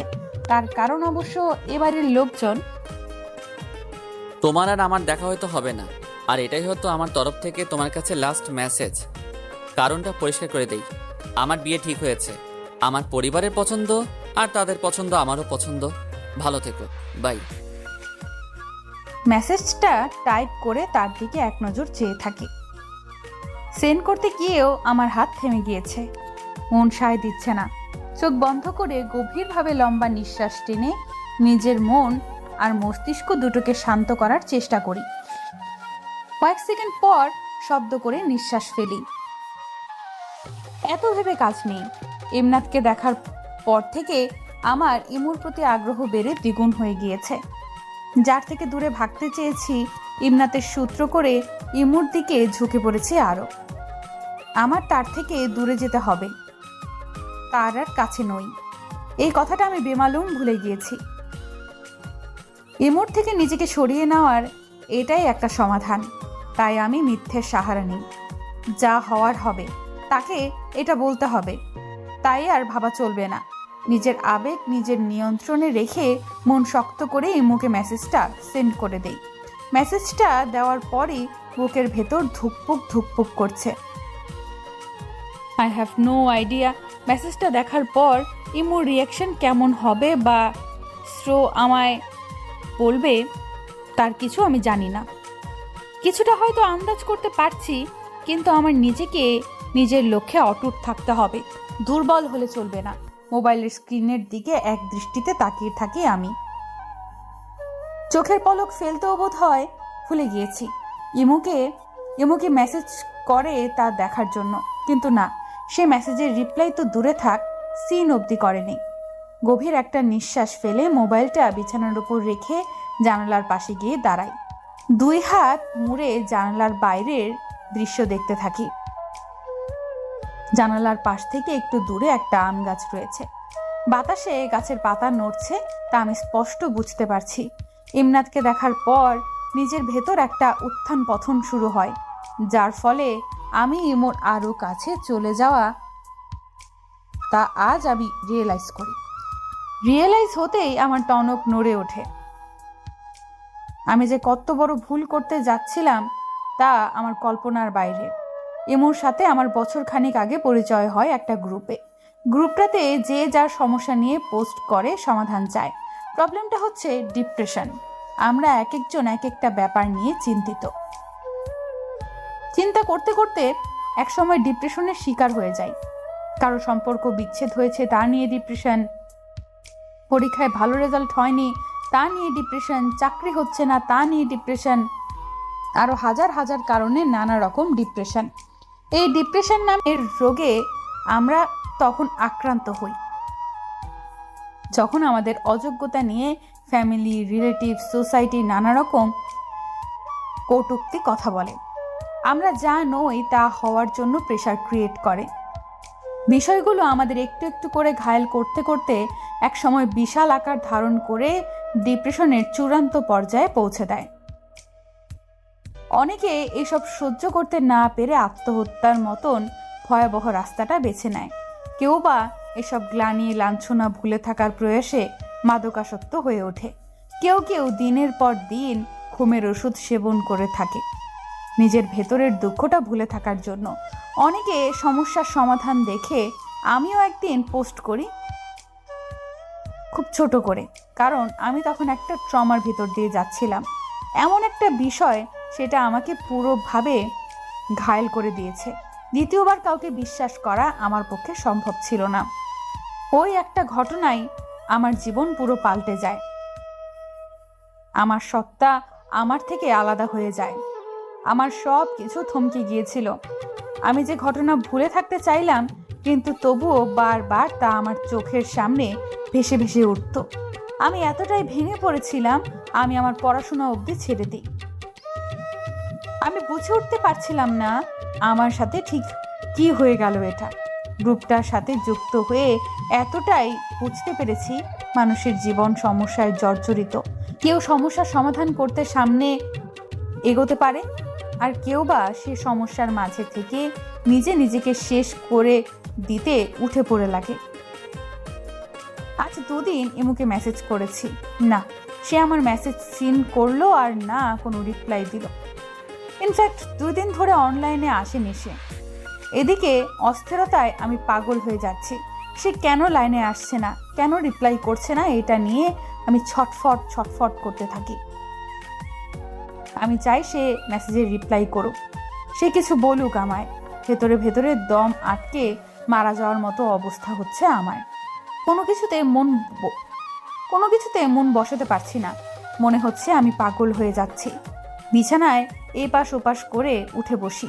আমি কি চাই, আমার মন কি চায়, আমি বুঝতে পারছি না। রাগে দুঃখে ক্ষোভে আমি 2 হাত দিয়ে মুখ ঢেকে ফুপিয়ে কেঁদে উঠি। আমি পারছি না, দম বন্ধ হয়ে আসছে। মনে হচ্ছে শরীরে কেউ সুই ফুটিয়ে দিচ্ছে আমায়। ইচ্ছা করছে অনেক দূরে কোথাও আমি পালিয়ে যাই। নিজের জীবনের উপর খুব আক্ষেপ হয়। আমার জীবনটা কেন এমন অন্ধকারে ঘিরে রয়েছে? চারপাশে আলো আছে, কিন্তু সে আলো আমি অবধি পৌঁছাচ্ছে না কোনোভাবে। অতীত ভাবতেই আমার কান্নাটা যেন আরো করুণ রূপ ধারণ করেছে। বাহু কামড়ে ধরে কান্নাটা থামানোর চেষ্টা করছি। গ্লানির একটা শব্দ হচ্ছে। প্রায় অনেকক্ষণ কান্না করার পর কান্না থেমে আসে আমার। কান্নার রেশ থেকে যাওয়ার ফলে হিচকি উঠছিল একটু পর পর। ডান হাতের বাহুতে চোখ মুছে দরজার দিকে চোখ যেতেই মনে হলো একটা ছায়া সরে গেল। সাথে সাথে আমার সারা শরীর ভর হয়ে আসে ভয়ে। আমি তাড়াতাড়ি উঠে দরজার সামনে গিয়ে দরজা খুলে দেখি চারপাশে চোখ বুলিয়ে দেখি কেউ নেই। তবুও ভয়ে আমার বুক ধুকপুক ধুকপুক করছে। হাত দিয়ে চোখের জল ভালো করে মুছে দরজা খুলতে নিলে কানে ফিসফিসানির শব্দ কানে আসে। কে কথা বলছে এটা দেখার জন্য আমার মনে কৌতূহলের সৃষ্টি হয়।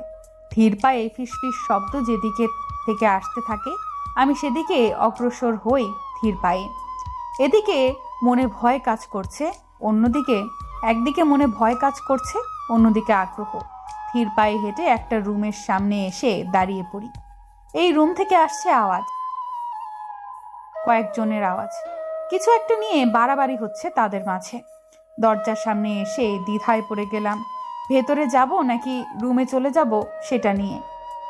দরজায় হাত রেখে আবার সরিয়ে নিয়ে রুমে চলে যাওয়ার জন্য পা বাড়াতেই ভেতর থেকে কিছু একটা পড়ার শব্দ হলো। আমার মাথার টনক নড়ে উঠল। এই বলে ভেতরে চোর নয় তো ভাবতেই শরীরে কাঁটা দিয়ে ওঠে। শরীর ঝাড়া দিয়ে সাহস সঞ্চার করে রুমে যাওয়ার সিদ্ধান্ত নিলাম। দরজা হালকা ধাক্কা দিতেই খুলে যায়, আর তখনই ঘরের লাইট জ্বলে ওঠে। ঠাস করে কিছু একটা ফাটার শব্দ হতেই আমি চমকে চোখ বন্ধ করে ফেলি, আর কানে উচ্চ শব্দ ভেসে আসে। হ্যাপি বার্থডে টু ইউ তাসা। কথাটা কানে আসতেই আমি চোখ খুলি। চোখ খুলতে ইয়ানা আমার সামনে বেলুন ফাটায়। তারপর হাসি হাসি মুখে বলে, হ্যাপি বার্থডে। ঠাস করে আবার শব্দ হলে দেখি আমার গায়ে সব জড়ি। আঙ্কেল, আন্টি, আলিশা সবাই একসাথে বলে হ্যাপি বার্থডে তাসা। তাদের মুখে আমার জন্মদিনের কথা শুনে আমি পুরো বেকুব বনে যাই। আমি বোকা বোকা ভাবে তাদের দিকে তাকিয়ে থাকি। আমার বিশ্বাস হচ্ছে না। আন্টি আঙ্কেলের পেছন থেকে অন্য কারো গলার আওয়াজ শুনে সেদিকে তাকালে দেখি হাসি হাসি মুখে আম্মু আর আব্বু। আমার চোখ যেন বিশ্বাস করছে না এসব কিছু।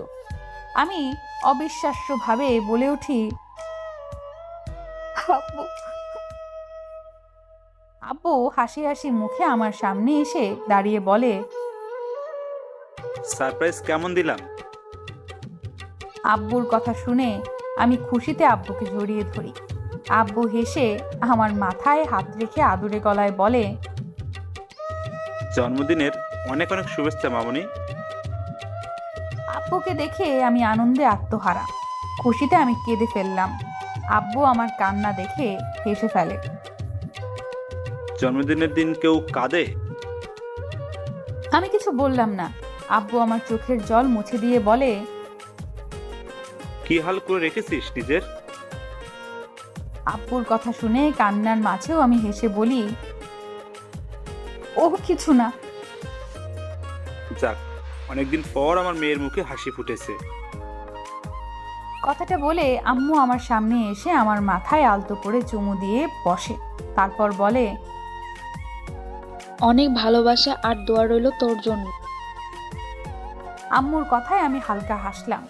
আম্মুর দিক থেকে চোখ ফেরাতে নিলে আমার চোখ যায় দূরে একা দাঁড়িয়ে থাকা ইমনাতের দিকে। সে দেওয়ালের সাথে হেলান দিয়ে বুকে হাত গুজে অনুসন্ধানী চোখে এদিক ওদিক তাকিয়ে আছে। ওর দিকে কয়েক মিনিট নিঃশব্দে ওর দিক থেকে চোখ সরিয়ে নেই। গভীর চোখে সে আমায় দেখছিল। তার চাহনিতে কিছু একটা আছে। হঠাৎ মাথায় আসলো দরজার সামনে কি তবে ইমনাত ছিল? আমি আরেকবার ওর দিকে তাকালাম। এবার ওর দিকে তাকালে সে নিঃসন্দেহে প্রশস্ত হয়ে হাসলো। ওর হাসিতে আমিও হাসলাম। আব্বু পাশে এসে দাঁড়ালে অভিমানী গলায় বলি, তুমি আসবে সেটা আমায় বলনি কেন? আমার কথায় আব্বু একগাল হেসে বলে, বলে দিলে কি তুই আর সারপ্রাইজ হতি? আব্বুর কথায় আমি কিছুটা গাল ফুলিয়ে নেই। আমার গাল ফুলানো দেখে আব্বু শব্দ করে হেসে ফেলে। তারপর বলে, তোর জন্মদিনে তোকে সারপ্রাইজ দেওয়ার পুরো ক্রেডিট কিন্তু ইমনাতের। সব ও প্ল্যান করেছে। আমার জন্মদিন ইমনাত কি করে জানলো? খটকা আমার আরেক দফা লাগে। আমি সন্দিহান চোখে ইমনাতের দিকে তাকালে ইমনাত তার মায়ের পাশে দাঁড়িয়ে বাধ্য ছেলের মতো জবাব দেয়, কাল আব্বু আর আঙ্কেল গল্প করছিল। গল্পের এক পর্যায়ে তারা তাদের ছেলে মেয়ের জন্মবার আর তারিখ নিয়ে কথা বলা শুরু করে। তাদের থেকে জানতে পেরেছি তোমার জন্মদিন এই মাসে। তো তাই ভাবলাম ছোটখাটো একটা সারপ্রাইজ দেওয়া যাক তোমাকে। আমার আবার সারপ্রাইজ দিতে খুব ভালো লাগে। কথাগুলো বলে ইমনাত হালকা শব্দ করে হাসলো। ওর হাসিতে আমিও হাসলাম। আমার মনটা প্রশান্তিতে ভরে ওঠে। আনন্দে আমার কেঁদে ফেলতে ইচ্ছে করছিল। কৃতজ্ঞতা নিয়ে আমি ইমনাতের দিকে তাকালাম। ইমনাত কেকের উপর মোমবাতি লাগাচ্ছিল, ঠিক ততগুলো যতটা আমার বয়স। মোমবাতিগুলো জ্বালিয়ে মেচের কাঠিতে ফু দিয়ে আমার দিকে তাকায়। আমাকে এক মনে তার দিকে তাকিয়ে থাকতে দেখলে চোখের ইশারায় প্রশ্ন করে, কি হয়েছে? আমি হালকা হেসে মাথা নেড়ে কিছু না বলে জবাব দিই।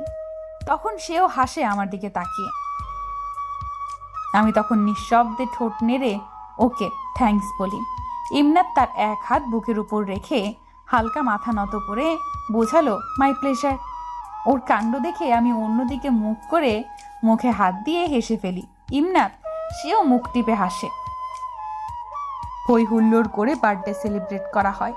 আমার মন বিষণ্ণ ছিল, আমি ভুলেই গিয়েছি। আম্মু আব্বু বাসায় চলে যায় খেয়ে দিয়ে। সারাদিন আমার মন এত খারাপ ছিল, আমি সারাদিন ঘরে বসেছিলাম। দুপুরে খেতে না গেলে আন্টি জোর করে রুমে খাইয়ে দিয়ে যায় নিজ হাতে। রাতে আর কেউ ঘাটাঘাটি করেনি। এর আগে আমায় কেউ হাতছাড়া করেনি। ইমনাত বাদে বাকি সবাই আমার সাথে গল্প করে সময় কাটিয়েছে। রুমেও থাকতে দেয়নি, ছাদে না হয় বাইরে হাঁটাহাঁটি করেছি। এক প্রকার অধিকার খাটিয়ে খাটিয়ে সব তারা করেছে। ঘুমাতে আসতে আসতে রাত 3টা বাজে। রুমে এসে দেখি মোবাইলের আলো জ্বলে উঠেছে। আমি তাড়াতাড়ি মোবাইল হাতে নিয়ে দেখি ইমু নামটা দেখে আমার কলিজা যেন পানি আসে। আমি কল রিসিভ করে হ্যালো বলতে গিয়েও থেমে যাই। গিটারের টুংটাং শব্দে হ্যাপি বার্থডে টু ইউ লাইনটা সুর টেনেছে গিটারে। মিনিট খানেক সময় কেটে যাওয়ার পর ইমু ঝরঝরে গলায় বলে ওঠে, জন্মদিনের শুভেচ্ছা বালিকা।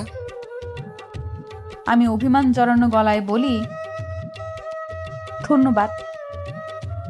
প্রথম প্রেমিক পুরুষ যে কিনা রাত 12টায় উইশ করে না, উইশ না করে রাত 3টায় উইশ করেছে তার প্রেমিকাকে। ইমুর গলার আওয়াজ একদম ফুরফুরে, কোনো রাগ অভিমান বা ক্ষোভ প্রকাশ করছে না। আমি ভেবেছি সে হয়তো রাগ করবে, আমায় বকা দিবে, কিন্তু কিছুই না। আমার কেমন জানি অস্বস্তি লাগছে নিজের মাঝে।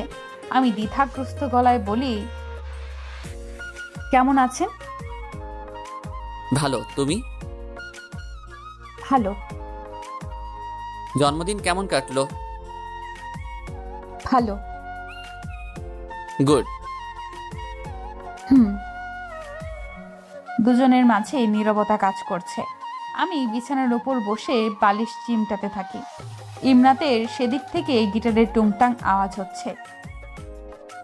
বলো তুমি আর কতদিন রবে দূরে আমায় ছেড়ে, মনে মনে কল্পনাতে আসো কেন বারে বারে, কেন একা ফেলে চলে গেলে দুঃখ দিয়ে না ফেরার দেশে, এরই নাম কি ভালোবাসা।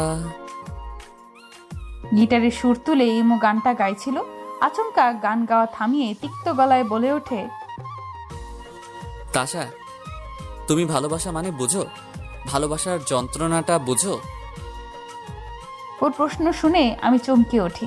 কাপা কাপা গলায় আমি বলি, মানে? কয়েক সেকেন্ড নীরব থেকে ইমু আক্ষেপের গলায় বলে, তোমায় একতরফা ভালোবেসে গেলাম, তুমি আমার ভালোবাসাটার মর্ম বুঝলে না। বুঝলে হয়তো এমন কথা বলতে পারতে না। আমি ভেবেছি একদিন না একদিন তুমিও ভালোবাসার কথা বলবে, কিন্তু আমি ভুলছিলাম। কি এমন তোমার জীবনে হয়েছিল যার জন্য তুমি ভালোবাসতে পারছো না তাশা? উত্তর চাইবো না, শুধু এইটুকুই চাই তুমি ভালো থাকো, আর কংগ্রেস তোমার নিউ লাইফের জন্য। কথাগুলো বলে ইমু কল কেটে দেয়, আমাকে কিছু বলার সুযোগ না দিয়ে। আমি কল দিতে নিলে দেখি আমায় ব্লক করে দিয়েছে ইমু।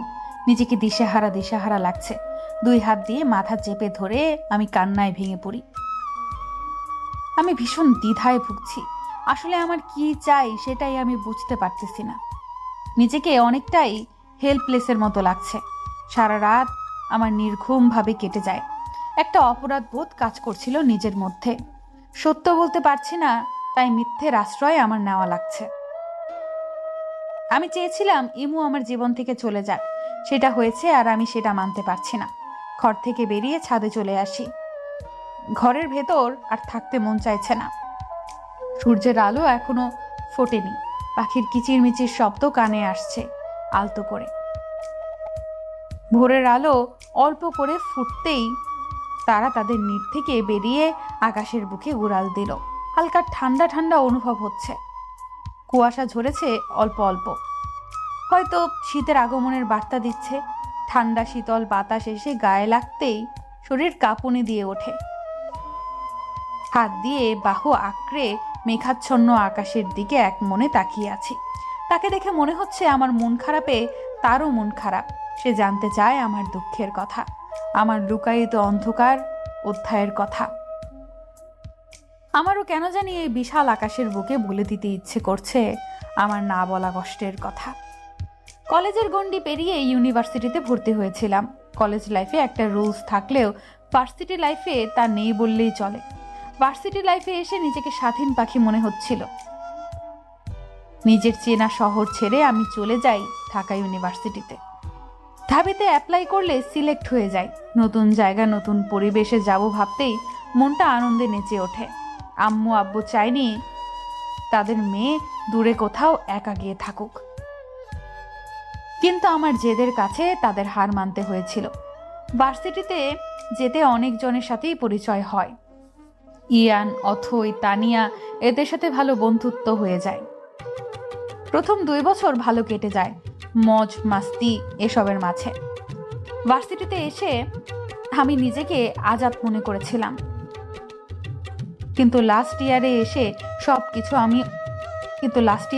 সবকিছু আমার ওলট পালট হয়ে যায়। চোখ বন্ধ করে যাদের ভরসা করতাম তাদের কাছে আমি সব থেকে বড় ধোঁকা খেলাম। আসলে আপন মানুষেরা সব থেকে বড় ধোঁকাটা দিয়ে থাকে। হয়তোবা আমি আপন মনে করলেও তারা আমায় আপন ভাবেনি। ইয়ানের জন্মদিন ছিল সেবার। অনেক বড় করে পার্টি রাখে সে। তার নানা ধরনের ফ্রেন্ড আসে, নাচ গান নিয়ে সবাই আনন্দ করছিল। ড্রিঙ্কসের ব্যবস্থা করে রেখেছিল। আমার সাধারণ ড্রিঙ্কই ভালো লাগতো না, অ্যালকোহল জাতীয় জিনিস তো দূরে। আমি বসে বসে সবার মজা করা দেখছিলাম। তখন ইয়ান আর তানিয়া জোর করে আমায় ড্রিঙ্ক খাইয়ে দেয়। যারা এসব খায় না তাদের অল্পতে নেশা হয়ে যায়। নিজেকে সামলাতে পারি না, কি নিজে তা নিজেও জানি না। যারা রেগুলার পান করে তারা নিজেকে কিছুটা হলেও নিজের নিয়ন্ত্রণে রাখতে পারে। আমাকে সেদিন 1 প্যাক না আরেক প্যাকও খাইয়ে গিয়েছিল। আমি ড্রাঙ্ক হয়ে যাই। আমি কি করেছি তা আমার মনে নেই। সকালে আমি নিজেকে একটা রুমে আবিষ্কার করি। আমি আমার নিজেকে দেখে আঁতকে উঠি, কারণ আমার কাপড় ঠিক ছিল না। মন কু ডাকছিল। রাতে নিশ্চয়ই খারাপ কিছু হয়েছিল আমার নিজের অজান্তে। ভয় কাজ করছিল। এদিকে রাতের ব্যাপারে আমার কিছুই মনে নাই। বাথরুমের দরজা খোলার শব্দ হলে সেদিকে তাকিয়ে দেখি ইয়ান বের হচ্ছে। ইয়ানকে দেখে আমি রাগে ক্ষোভে প্রশ্ন করি, কি করেছিস তুই আমার সাথে?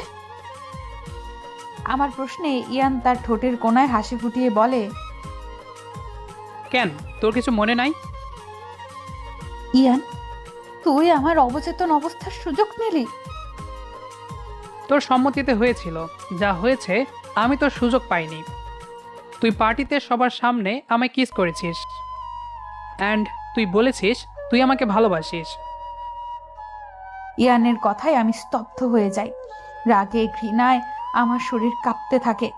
ঘৃণায় চোখে ইয়ানের দিকে তাকিয়ে আমি কান্নায় ভেঙে পড়ি।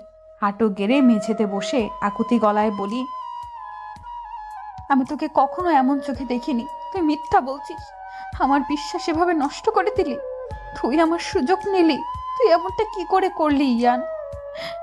এটাই কি তোর বন্ধুত্ব ছিল? আমার কথাটা শুনে ইয়ান বিছানায় বসে হতাশ গলায় বলে, বিশ্বাস না হলে তুই তানিয়া অথের কাছে জিজ্ঞাসা করে দেখ। তুই মিথ্যা বলছিস ইয়ান। হুয়াঙ্কার দিয়ে উঠি আমি। তোরা প্ল্যান করে এসব করেছিস। তোরা জানতে আমি ড্রিঙ্ক করি না, তবুও জোর করে আমাকে ড্রিঙ্ক করালি। আমি কখনো ক্ষমা করব না ইয়ান। Just hate you. আমার ঘৃণা হচ্ছে। অগোছালোভাবে বেরিয়ে আসি রুম থেকে। নিজের উপর নিজের ঘৃণা হচ্ছে।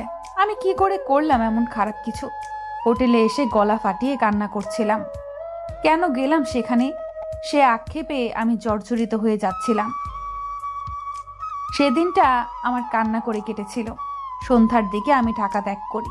আমার অসহ্য লাগছিল এই শহরের মানুষকে। ফাইনাল এক্সাম ছিল মাথার উপর। আমার সেসবের কিছু মাথায় ছিল না। আমি ডেসপারেট হয়ে যাই অনেক। ওই একটা মুহূর্ত আমার জীবন উলটপালট করে রেখে দিয়েছিল। সেদিনের কথা মনে পড়তেই আমি গলা কাটা মুরগির মতো ছটফট করতে থাকি। ওই একটা ভুল, আমি অন্ধকারে নিজেকে আবদ্ধ করে রাখি। এক্সাম আর দিই না। ইনফ্যাক্ট পড়াশোনা থেকে আমার মন উঠে যায়। ওই রাতের কথা যখন মনে পড়ে, নিজের ভুলের কথা মনে পড়ে, বিশ্বাস করে ঠকার কথা মনে পড়ে, সব কিছু মিলিয়ে আমি আমার মাঝে থাকি না। ওই মুহূর্তে মনে হয় মৃত্যু শ্রেয় আমার নিজের কাছে। না পেরে স্লিপিং পিল খেয়ে মরার মতো করে পড়ে থাকতাম।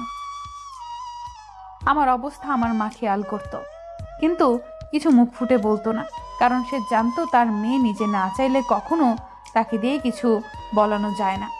একদিন খুব দুশ্চিন্তায় আর না পেরে প্রশ্ন করে বসেছিলাম, আমার কি হলো? এটা হাসি খুশি থাকা মেয়েটা হঠাৎ মনমরা হয়ে গেল কেন? সেটা নিয়ে অনেক দুশ্চিন্তায় পড়ে যায়। সেদিন মাকে মিথ্যা একটা গল্প বানিয়ে বলি, টেস্ট এক্সাম খারাপ করেছি, এর জন্য 1 বছর আমার গ্যাপ যাবে, তার জন্য এত মন খারাপ। মার কিছু জিজ্ঞাসা করেনি, ওই যে জোর করে কিছু বলানো যায় না, তাই। অনেকগুলো দিন পর এমোর সাথে পরিচয় হয়। তার কথাতে জাদু ছিল, মন ভালো হয়ে যেত একদম। আমি ডিপ্রেশনের থেকে এমোর জন্য কিছুটা হলেও বের হয়ে আসি। ধীরে ধীরে অনুভব করি আমি এমোকে পছন্দ করতে শুরু করেছি। এক পর্যায়ে এসে মনে হলো আমি তাকে ভালোবাসি। যখন এমোর জন্য ভালোবাসা উপলব্ধি হলো, তখন মস্তিষ্কে আমার সে অন্ধকার অতীত জেগে ওঠে, মন আর মস্তিষ্কে জায়গা দখল করে নেয়। তারপর থেকে এমোকে অ্যাভয়েড করার চেষ্টা করি, আর সে তার ভালোবাসার কথা আমাকে জানায়।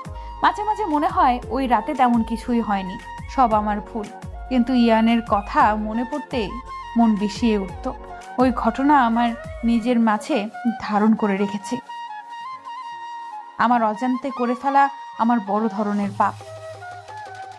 Good morning. আজ কিভাবে ছাদে আসা?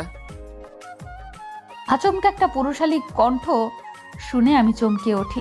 অতীতের মাঝে এতটাই ডুবেছিলাম, আমার পাশে কেউ এসে দাঁড়িয়েছে আমি টের অবধি পাইনি। মাথা নিচু করে চোখের জলের কণা মুছে নিজেকে স্বাভাবিক করে পাশে ফিরে তাকিয়ে দেখি ইমনাত হাতে কফির মগ নিয়ে দাঁড়িয়ে আছে, বিস্ময় নিয়ে। ওর হাসির সাথে তাল মিলিয়ে আমি হাসলাম অল্প। তারপর গুড মর্নিং, ইচ্ছে হলো তাই আসা। Very good. সকালে শুদ্ধ বাতাস গায়ে লাগলে মন ফুরফুরা থাকে অনেক, আর দিনের শুরুটাও ভালো হয়। হয়তো। আমার কথায় সে আরেক দফা হেসে ছাদের রেলিং এর সাথে হেলান দিয়ে দাঁড়িয়ে বলে, চা খাবেন? না। ওকে বলে ইমনাতের কফির মগে চুমুক বসাই। তৃপ্তি নিয়ে চা পান করে আমার দিকে তাকিয়ে বলে, সারা রাত ঘুমাননি? ওর কথায় আমি কিছুটা চমকে গেলেও পরবর্তীতে নিজেকে সামলে স্বাভাবিকভাবে বলি, তেমন না, ঘুমিয়েছি। আমার কথায় সে গম্ভীর গলায় বলে, দেখে মনে হচ্ছে না ঘুমিয়েছেন। ভালো ঘুম হয়নি তাই। ও। দুইজনের মাঝে পিন পর নীরবতা নেমে আসে। কিছুক্ষণ পর নীরবতা ভেঙে ইমনাত বলে, মন খারাপ? ইমনাতের দিকে এক পলক তাকিয়ে মাথা নেড়ে জবাব দেই, না। মন ভালো করার একটা ওষুধ আছে আমার কাছে, আপনি চাইলে ট্রাই করতে পারেন। লাইক আমি যখন চিন্তিত বা কোনো পেরেশানিতে থাকি আমি ট্রাই করি, আমার মন মেজাজ মুহূর্তে ফুরফুরে হয়ে যায়।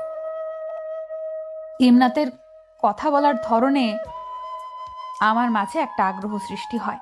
আমি কৌতূহল নিয়ে প্রশ্ন করি, কিরকম? আমি যেমন করি সেভাবে ফলো করেন। ওকে। ইমনাত ছাদে বসে পড়ে। সকালের রোদ এখনো ভালোভাবে ওঠেনি, ঝিরিঝিরি বাতাস বইছে।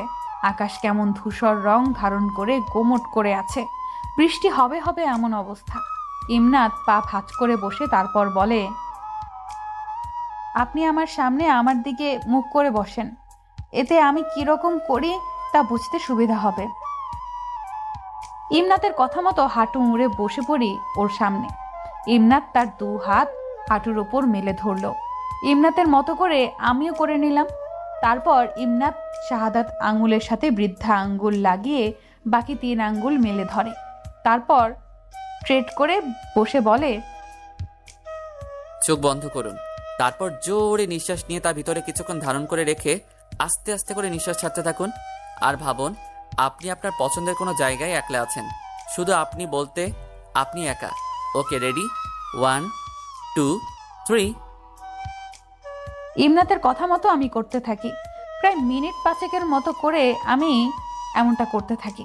চোখ বন্ধ রাখা অবস্থায় মনে হচ্ছিল আমি এক সমুদ্র পাড়ে খালি পায়ে দাঁড়িয়ে আছি। কোনো জনমানবের চিহ্ন নেই। আমার কানে সমুদ্রের গর্জন ভেসে আসছে। সমুদ্রের ঢেউ এসে আমার পা ভিজিয়ে দিয়ে যাচ্ছে। সমুদ্র পাড়ে বাতাস এসে গায়ে লাগতেই মনটা আনন্দে নেচে ওঠে। মনে হচ্ছে পৃথিবী কত সুন্দর। আনন্দে মনটা ছলাৎ ছলাৎ করে উঠছে, শরীরে আনন্দের স্রোত বইছে একটা। ইমনাত কিছুক্ষণ পর আমায় ডেকে বলে, এবার ধীরে ধীরে চোখ খুলুন আর আশপাশটা দেখুন। ইমনাতের কথায় ধীরে ধীরে চোখ খুললে ইমনাতের দিকে আমার চোখ আটকে থাকে, গভীরভাবে চেয়ে আছে। ইমনাতের মুখমণ্ডলটা কেমন যেন জল জল করছে, মনে হচ্ছে হাইলাইট মারছে। ওর চোখের দিকে তাকাতেই মনে হচ্ছিল আমি অতল সমুদ্রের বুকে বিলীন হয়ে যাচ্ছি। এই চোখ আমায় কিছু বলছে, কিন্তু আমি বুঝতে অক্ষম হচ্ছি। ইমনাতের দিকে তাকিয়ে থাকতে থাকতে এক পর্যায়ে আমি বলেই ফেলি, আপনার চোখের দিকে তাকালে মনে হয় আপনার সাথে আমার পুরনো কোনো কানেকশন আছে। আপনি আমার পূর্ব পরিচিত। মনে হয় আপনি আমার সাথে লুকোচুরি খেলছেন, কোনো রহস্যময় লাগে। ইমনাত নিঃশব্দে আমার দিকে পলকহীনভাবে তাকিয়ে রয়। এর মাঝে ফোঁটা ফোঁটা বৃষ্টির কণা গায়ে এসে লাগছে। দুজনের ওঠার নাম নেই। এক সময় ঝপঝপ করে বৃষ্টি শুরু হয়। বৃষ্টির পানিতে চুল মুখে এসে এলোমেলো হয়ে যায়, কিন্তু দুজনের চোখের পলক দুজনের থেকে যেন সরছে না। ইমনাত প্রায় কিছুক্ষণ তাকিয়ে থেকে হাত দিয়ে তার মুখের পানি মুছে একটু উঁচু গলায় বলে, আমি এমনই রহস্যময় ঘেরা। আমি চাইলে এই রহস্যের কিনারা অবধি যেতে পারবে মানুষ, না হলে সারা জীবন আমার রহস্যের জালে আটকে থাকতে হবে। চলুন যাওয়া যাক, বেশিক্ষণ ভিজলে আবার অসুস্থ হওয়ার সম্ভাবনা আছে। ইমনাত উঠে চলে গেলেও আমি ঠায় মেরে বসে থাকি। তখন ইমনাত পেছন ডেকে বলে, আচ্ছা ওকে, আমি আপনাকে হেল্প করব আমার রহস্যময় হওয়ার ব্যাপারে জানতে। এখন আসুন। আপনি যান, আমি বৃষ্টিতে ভিজবো কিছুক্ষণ। ওয়েদার চেঞ্জ হচ্ছে, এই বৃষ্টিতে ভিজলে অসুস্থ হবেন শতভাগ নিশ্চিত। You just go and leave me alone please. Okay, আপনি আমার কথা না শুনলে কিছু করার নেই। যে জেনে নিজের ক্ষতি করে তাকে কিছু বলা আর শয়তানকে কিছু বলা এক সমান। ইমনাতের কথা কানে না নিয়ে আমি চোখ বন্ধ করে ভিজতে থাকি। এই বৃষ্টির জলের সাথে মিশে যাচ্ছে আমার চোখের বৃষ্টির জল। মাথায় একটা নাম ঘুরপাক খাচ্ছে, আর সেটা হলো ইমু। হাতে হ্যাচকা টান অনুভব হলে দেখি রাগি রাগি চোখ নিয়ে ইমনাত আমার দিকে তাকিয়ে আছে।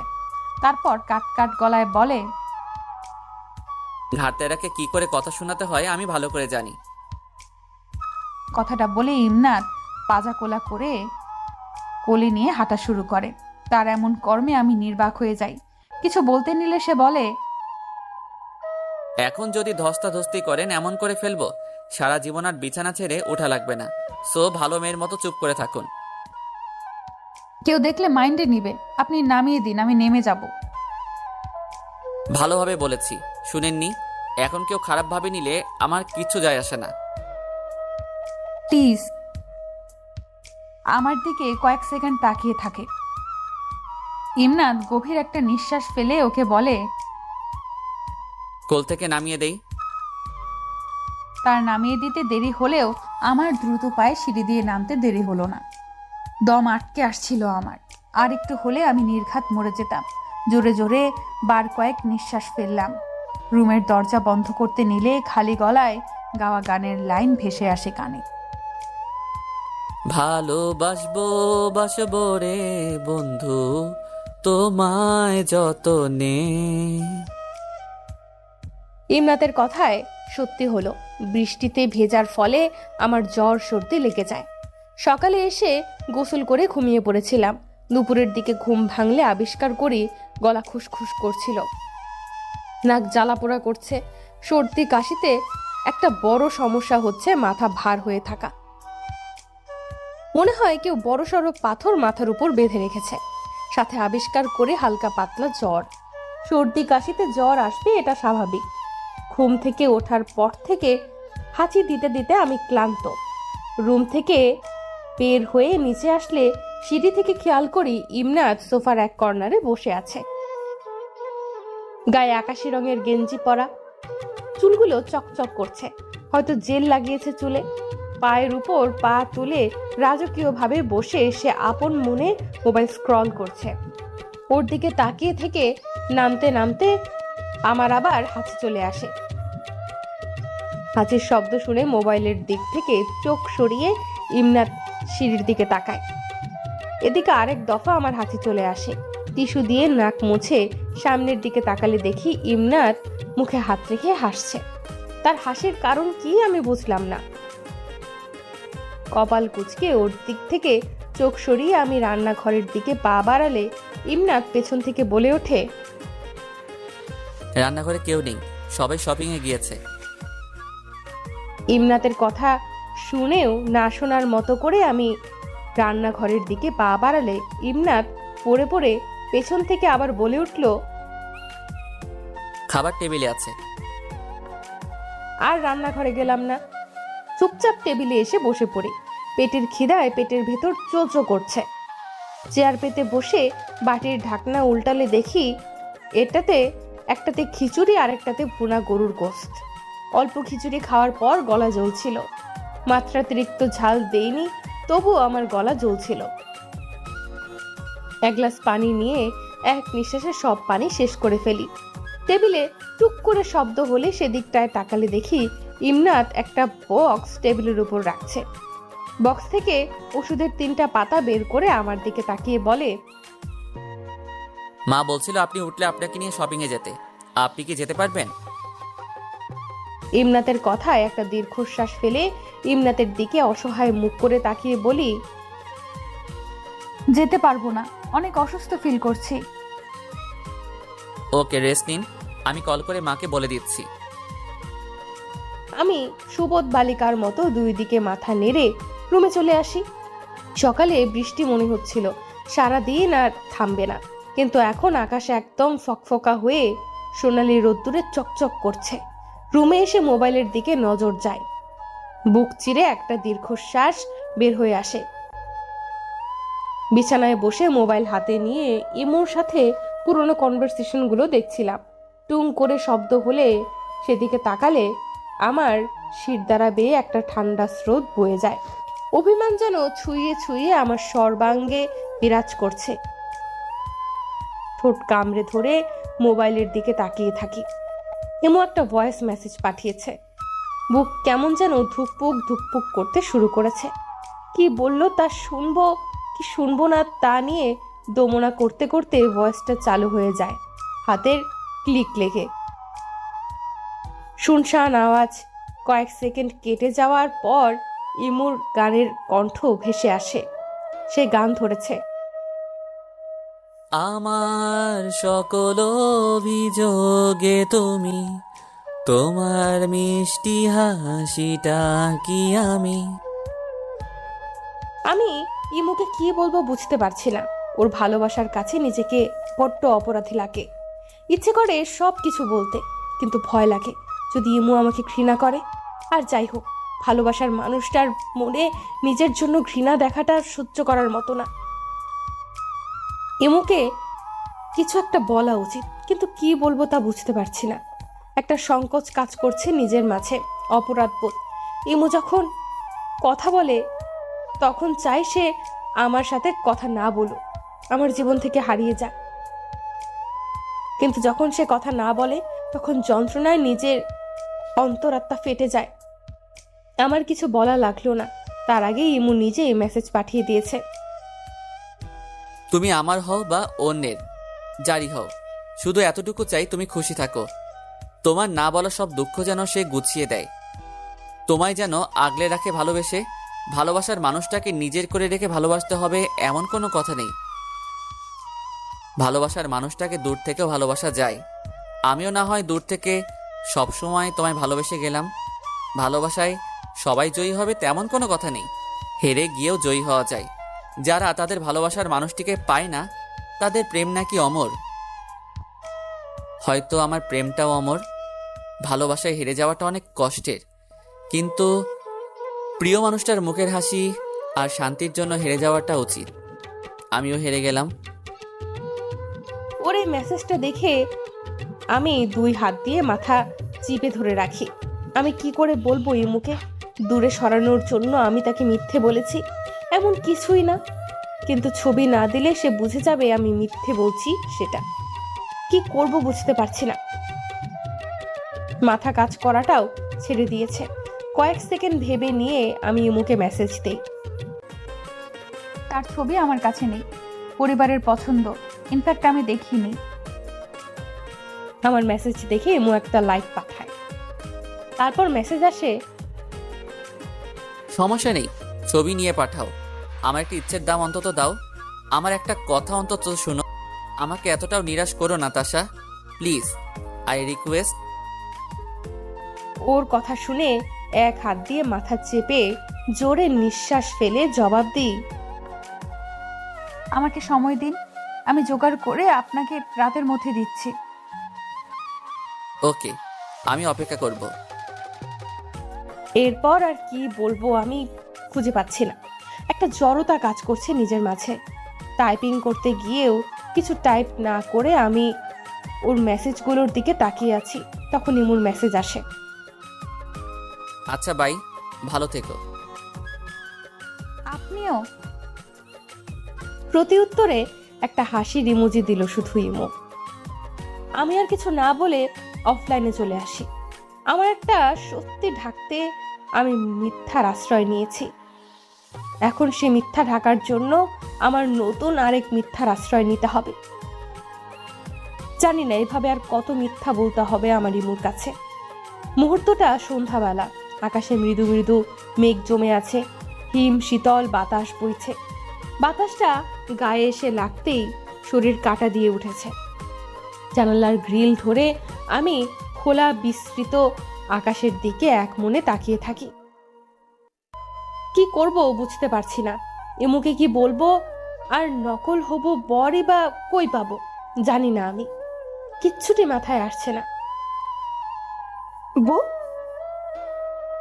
শব্দটা শুনে কিছুটা চমকে পেছনে ফিরলে দেখি ইয়ানা মুচকি হাসি নিয়ে আমার দিকে তাকিয়ে আছে। কিশোরী চঞ্চল একটা মেয়ে, তার মুখে যেন তারার ঝিলিক মারছে। আমি ওকে দেখে শুকনো হাসি দিয়ে বাইরের দিক থেকে দৃষ্টি সরিয়ে ওর দিকে ঘুরে দাঁড়ালাম। আমার দিকে কিছুক্ষণ তাকিয়ে থেকে কোমরে এক হাত রেখে জেরাগ করা গলায় বলে ওঠে, তুমি ভয় পাওনি? ইয়ানার কথায় মুখে হাসি টেনে মাথা নেড়ে না বলে জবাব দিলাম। আমার না শুনে মুখে এক হাত রেখে বিক্ক গলায় বলে, আই সি, বাট তোমার জায়গায় পরাপু হলে ভয় চিল্লানি দিয়ে অজ্ঞান হয়ে যেত এক্ষুনি। কথাটা বলে খিলখিলিয়ে হেসে ফেলে ইয়ানা। ওর হাসির সাথে তাল মিলিয়ে আমিও হাসলাম। ইয়ানার এবার আমার পাশে এসে জানালার সাথে হেলান দিয়ে বলে, তোমাকে হাসলে দারুণ দেখায়, অনেক প্রিটি লাগে। ওর কথায় নিঃশব্দে হাসলাম। হাসি থামিয়ে জরুরি গলায় ইয়ানাকে বলি, তুমি কি কিছু বলবে? আমার কথা শুনে নিজের মাথায় নিজে একটা গাট্টা মেরে বলে, দেখেছো কি ভুলো মন আমি। আম্মু তোমাকে ডাকার জন্য পাঠিয়েছে, আর আমি তোমাকে খুঁজতে এসে দেখি তুমি এখানে আনমনে দাঁড়িয়ে আছো। আচ্ছা, এত অন্যমনস্ক হয়ে কি ভাবছিলে শুনি? প্রথমে তোমার নাম ধরে ডেকেছি, যখন তুমি খেয়াল করনি তখন মাথায় দুষ্টুমি খেলে তোমাকে ভয় পাইয়ে দিব, কিন্তু তুমি ভয়ও পেলে না। আন্টি কেন খুঁজছে আমায়? তার আগে বলো, তুমি এত অন্যমনস্ক হয়ে কি ভাবছিলে? কই কিছু না, জাস্ট আকাশটা দেখছিলাম। আমি অনেকবার খেয়াল করেছি তুমি অন্যমনস্ক হয়ে কি যেন ভাবো, উদাসীন হয়ে থাকো। তোমার শরীর এখানে, কিন্তু মনটা যেন অন্য কোথাও পড়ে থেকেছে। আচ্ছা, কি নিয়ে এত ভাবো তুমি? তুমি শুধু শুধু বেশি ভাবছো, তেমন কিছু না, চলো। ইয়ানার কথাগুলো ইগনোর করে ওর পাশ কাটিয়ে চলে আসতে নিলে সে পেছন থেকে আমায় ডেকে ওঠে। ওর ডাক শুনে আমি হাঁটা থামিয়ে ওর দিকে ঘুরে দাঁড়াই। ইয়ানা আমার সামনে এসে দাঁড়িয়ে আমার দিকে তাকায়। ওর তাকানোটা একদম শান্ত। একটু আগে এই চোখে চঞ্চলতা খেলা করছিল, কিন্তু এখন এই চোখে গাম্ভীর্য ভার করেছে। শান্ত গলায় বলে, সমস্যা থেকে না ভেগে সমস্যাটার মুখোমুখি হয়ে সেটা শেষ করাটা বেটার। সমস্যা থেকে এড়িয়ে চলাটা কোনো সমাধান না, এতে শান্তি মেলে না, বরং পেইন দ্বিগুণ হয়। আর একটা কথা বলি, সেটা হচ্ছে এই যে আমরা অনেক কিছু নিয়ে কষ্ট পাই, পেইনের মধ্যে থাকি। মাঝে মাঝে নিজের সেই পেইন প্রিয় কারোর সাথেই শেয়ার করা উচিত। এতে মনের বোঝাটা হালকা হয় আর পেইনটা দূর করার জন্য কোনো উপায়ও পাওয়া যায়। আমি ছোট কিন্তু ইম্যাচিওরটা, তুমি চাইলে শেয়ার করতে পারো যদি তুমি কোনো সমস্যায় থাকো আর তার সমাধান তোমার কাছে না থাকে। তাহলে আমাদের সামান্য জ্বর সর্দি হলে আমরা প্যারাসিটামল বা নাপা খেয়ে ঠিক হয়ে যেতে পারি, কারণ আমরা জানি এটা অল্পেতে সেরে যাবে। কিন্তু যখন এর থেকে বড় কোনো অসুস্থতা দেখা যায় তখন আমরা ডাক্তারের সান্নিধ্যে যাই। নিজের রোগ সম্পর্কে অজ্ঞ থাকি, তখন ডাক্তারের দরকার হয়। যদি ডাক্তারের কাছে না গিয়ে ভেবে নিই যে নিজ থেকে ঠিক হয়ে যাবে বা রোগের কোনো চিকিৎসা নেই, তাহলে ভুল। চেষ্টা করা উচিত লাইফে যে কোনো বিষয়ে। তুমি তোমার রোগের চিকিৎসা করে নতুনভাবে বাঁচতে পারবে। তুমি যদি আমায় তোমার ফ্রেন্ড মনে করো তাহলে সমস্যা শেয়ার করতে পারো। আর যদি মনে হয় আমাকে বলা পসিবল না, তাহলে তাকে বলো যে তোমার কাছে কাছের, যার কাছে তুমি সব শেয়ার করতে পারো অনায়াসে। চলো। এদিকে আয় তো। আমি নিঃশব্দে গিয়ে আন্টির পাশে বসলাম। আন্টি তার একটা হাত আমার কপালে রাখতে রাখতে বলে, তুই নাকি জ্বর বাঁধিয়েছিস? আন্টি তার হাত উল্টে পাল্টে রাখে, তারপর স্বস্তির গলায় বলে, যাক, জ্বর তেমন নেই। ইমনাতের কাছে তোর জ্বর আসতে শুনে পুরো চিন্তায় পড়ে গিয়েছিলাম। বিকেলে যখন আসি তখন দেখি তুই ঘুমাচ্ছিলি, তাই আর তোকে জ্বালাতন করিনি। আন্টির কথায় হেসে আমি বলি, ওষুধ খেয়েছি, জ্বর সেরে যাবে। ওয়েদার চেঞ্জ হচ্ছে তাই হালকা জ্বর আর কাশি, ঠিক হয়ে যাবে। এসব চিন্তা করার প্রয়োজন নেই আন্টি। তাও নিজের খেয়াল রাখবি, বুঝেছিস? আমি এখানে বেখালিভাবে চলতে দেখলে বেত দিয়ে পিটিয়ে পিঠের ছাল তুলে নিব, বুঝেছিস? আন্টির কথায় চোখ রাঙিয়ে বলে। আন্টির কথা শুনে আমি শব্দ করে হেসে উঠি। আন্টি আমার মাথায় আলতো করে হাত বুলিয়ে দিয়ে শান্ত গলায় বলে, দেখ মা, নিজের সুস্থতা নিজের হাতে। নিজে ঠিকঠাক ভাবে চললে অসুস্থতা ছুতে পারবে না কারোর শরীরকে। এই যে ধর, তুই যখন অসুস্থ হোস তখন তোর যে অনেক কষ্ট হয়, তখন তোর সেই কষ্ট দেখে পরিবারের বাকিদেরও কষ্ট হয়। তারা চাইলেও তোর অসুস্থতা বা তোর কষ্টটা নিয়ে নিতে পারে না। যারা ইচ্ছে করে নিজেকে কষ্ট দেয় তাদের আর শয়তানের মাঝে তেমন একটা ফারাক নেই। তাই বলছি, সবসময় নিজের যত্ন নিবি, নিজেকে ভালো রাখার চেষ্টা করবি, নিজের প্রতি অবহেলা করিস না। আমাদের যে দেহ প্রাণ দিয়ে সৃষ্টি করেছে, এসব আমাদের নিজের না, আমাদের আমানত। ধর, কেউ তোকে একটা জিনিস রাখতে দিল, দেওয়ার সময় বলল সাবধানে রাখতে, সেই জিনিসটার কোনো ক্ষতি না হয়। তুই সেই জিনিসটা নিশ্চয়ই খুব যত্ন করে রাখবি, এটার অযত্ন করবি না, কারণ কেউ একজন তোকে ভরসা করে এটা রাখতে দিয়েছে। ঠিক তেমনই আমাদের শরীর সর্বাঙ্গ সৃষ্টিকর্তার তরফ থেকে আমানত স্বরূপ। আমানতের খেয়ানত করতে নেই। সে আমানতের যদি খেয়ানত করি তখন আমাদের পুরো শরীর তার আসল মালিকের কাছে আমাদের নামে নালিশ করবে। তার যত্ন নেইনি, তা খারাপ পথে নিয়েছি, তার দ্বারা খারাপ কাজ করানো হয়েছে। তোর সর্বাঙ্গ তোর বিরুদ্ধে কথা বলবে, বুঝতে পারছিস? ইহকালে আমরা অনেক ভুল পথে যাই, না জেনে ভুল করে ফেলি। তার জন্য যদি অনুতপ্ত হই তাহলে আমাদের আল্লাহর কাছে ক্ষমা চাওয়া উচিত। আল্লাহর বান্দা তার কাছে ক্ষমা চাইলে তিনি তার বান্দাকে ক্ষমা করে দেন। চলার পথে ভুল ত্রুটি হয়ে থাকবে, নিজের ভুল যদি বুঝতে পারি তাহলে উচিত সে ভুল শুধরিয়ে সামনের দিকে অগ্রসর হওয়া, এই না সে ভুলটা ধরে আঁকড়ে থাকা। এতে কি হয়, ভুলের পরিমাণ বাড়তে থাকে। তুই আমার মেয়ের মতো, তাই তোকে এত কিছু বলছি। আমি চাই না আমার মেয়েরা ভুল পথে হাঁটুক। প্রত্যেক মা বাবার উচিত সন্তানকে ঠিক আর ভুলের মাঝে পার্থক্যটা বুঝে। এই যে বন্ধুরা, গল্প শেষ করে কমেন্ট না করে চলে যাচ্ছ, এইটা কিন্তু ঠিক না। তাড়াতাড়ি কমেন্ট করো। আর যারা এখনো আমাদের চ্যানেলটি সাবস্ক্রাইব করো নাই, জলদি করে সাবস্ক্রাইব করে আমাদের চ্যানেলের একজন মেম্বার হয়ে যাও প্লিজ।